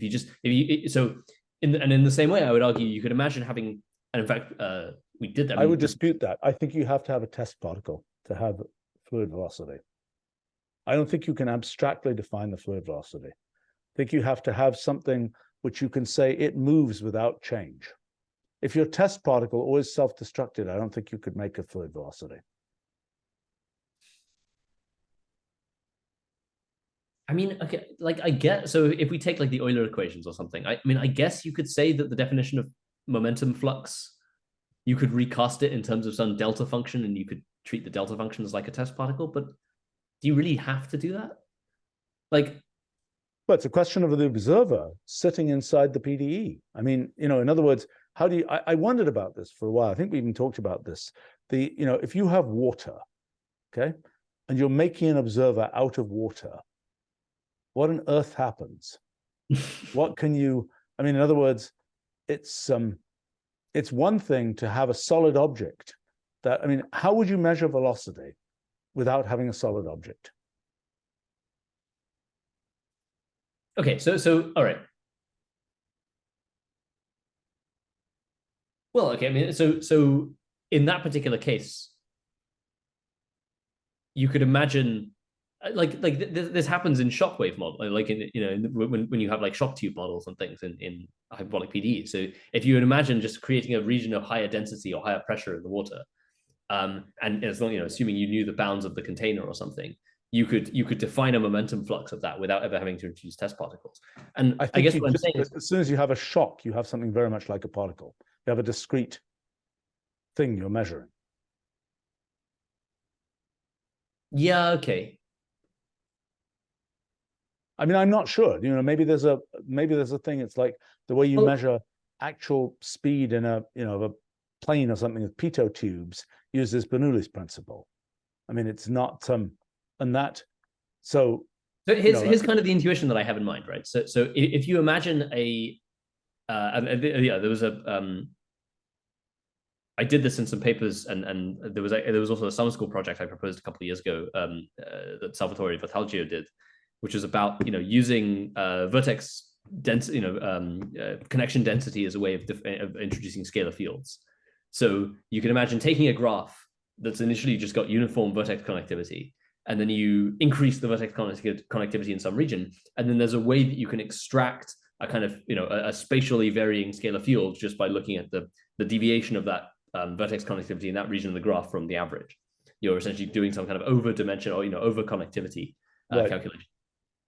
And then you could imagine, and in fact, I've constructed these things where the that scalar field kind of diffuses through the graph, and so and that diffusion you can associate, or that, you know, that wave-like movement you can associate with a velocity, right? You can define a velocity of the motion of that scalar field. You know, you can define a momentum flux, and you can do that without ever really having any, I think, persistent localized structure in the graph.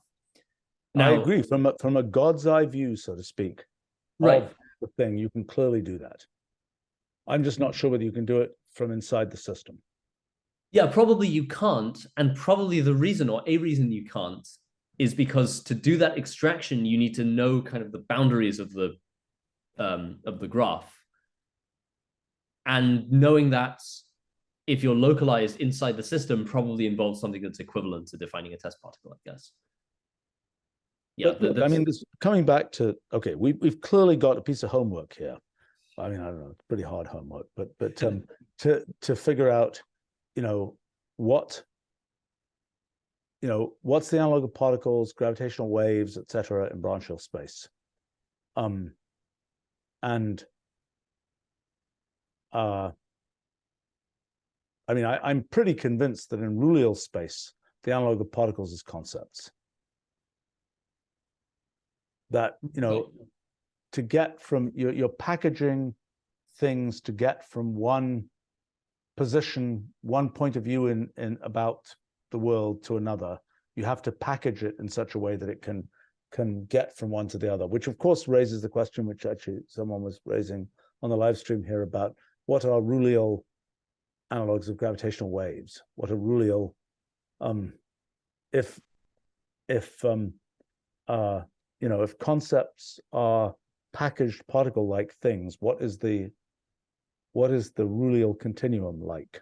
Which is an interesting question, somewhat related to my Cats in Party Hats blog post, which has a version of the Rulial continuum, so to speak, now that I think about it.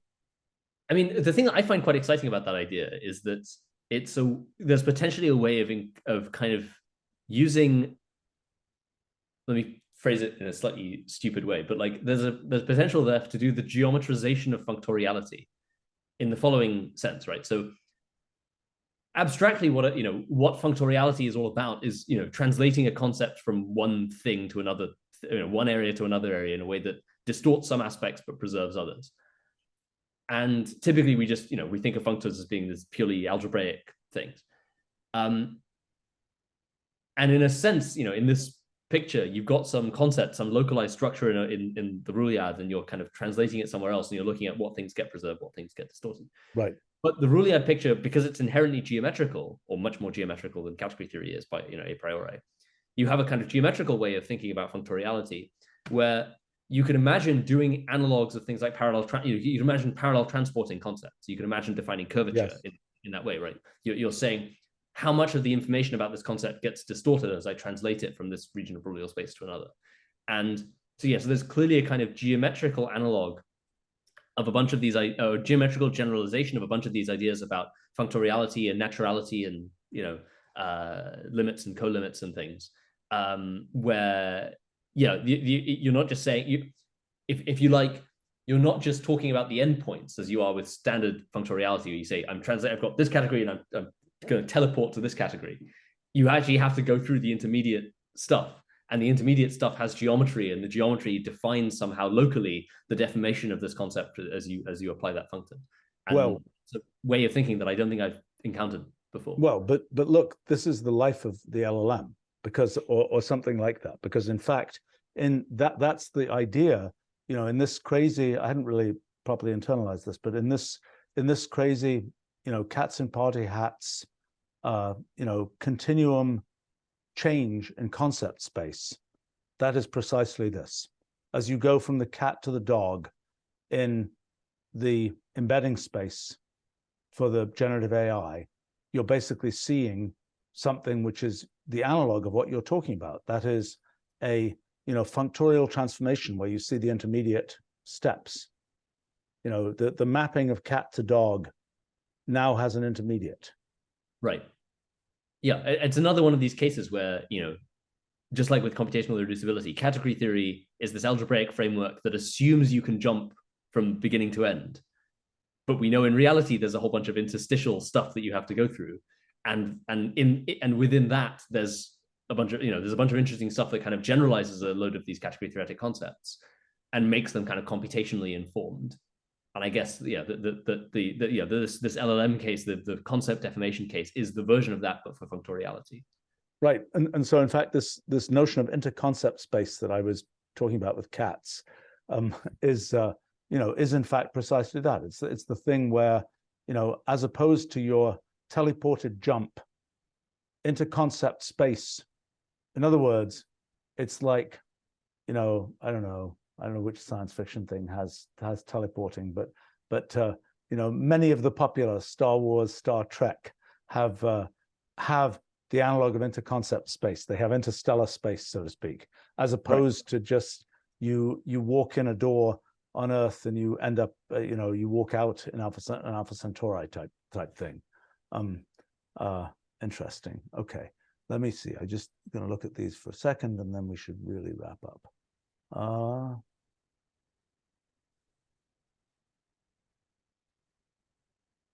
Let's see. Memes comments. So as massive creatures, we believe certain things happen rather than all things. That's an interesting claim. I think mass is part of that. I mean, the confusing thing about being a photon is, any photon we receive from the cosmic microwave background thinks the universe just started. But I mean, this is precisely. I mean, the photon is simply the limit. I was going to mention this before when you brought up John Mazuris, but a photon is merely the limiting case of precisely the thing we were talking about before in relation to the Hyporuliad, right? That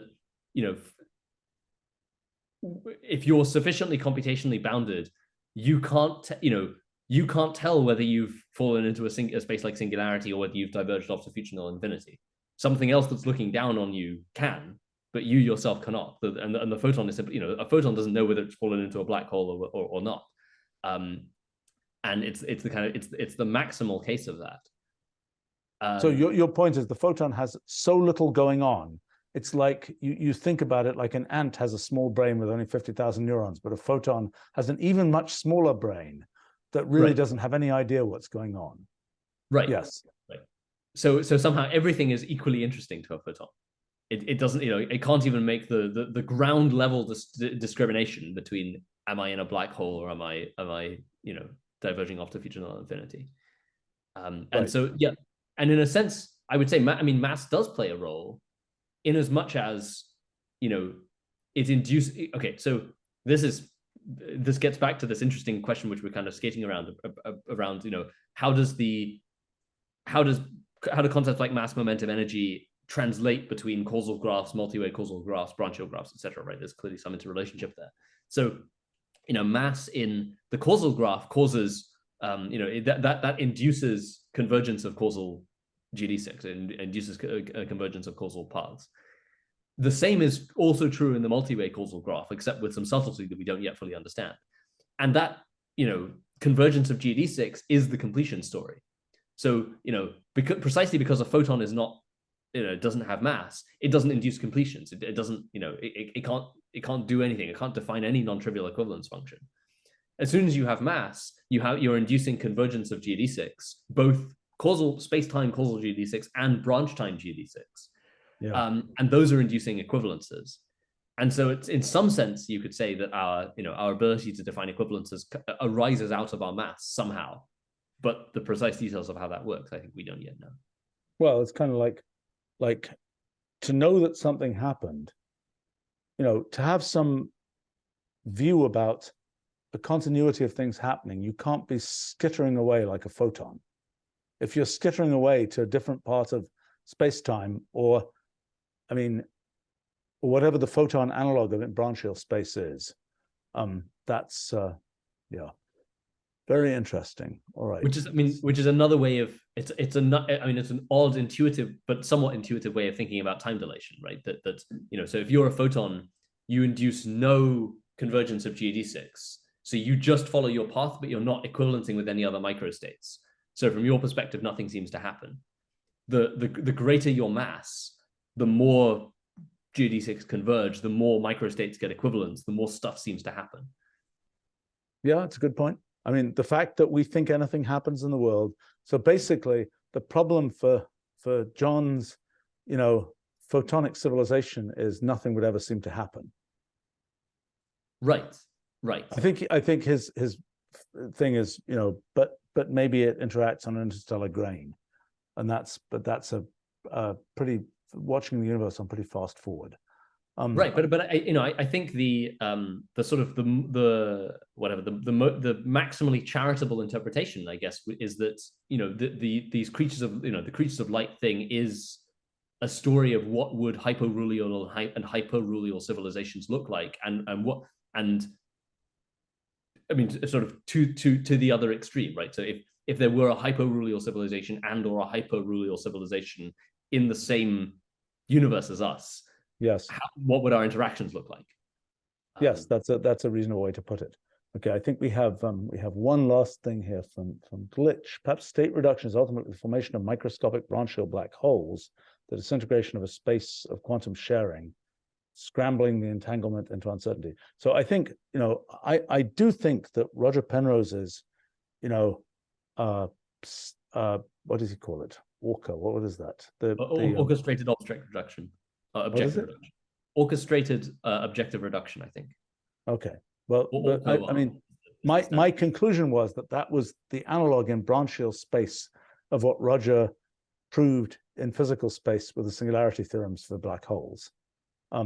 and that it was some kind of, but that, yeah, I mean, I don't. I mean, it's interesting actually that okay, so this is maybe hints at a deep interconnectedness in some of Roger's ideas, right? That he's one of the few people I think who's really tried to pioneer this idea that collapse of the wave function may be gravitational, right? That the thing that induces wave function collapse is that you have a mass that exceeds some value, which is precisely what we're talking about in relation to you have enough causal GD6, they converge, and that induces state equivalence. Right. It's really the same idea. Yeah.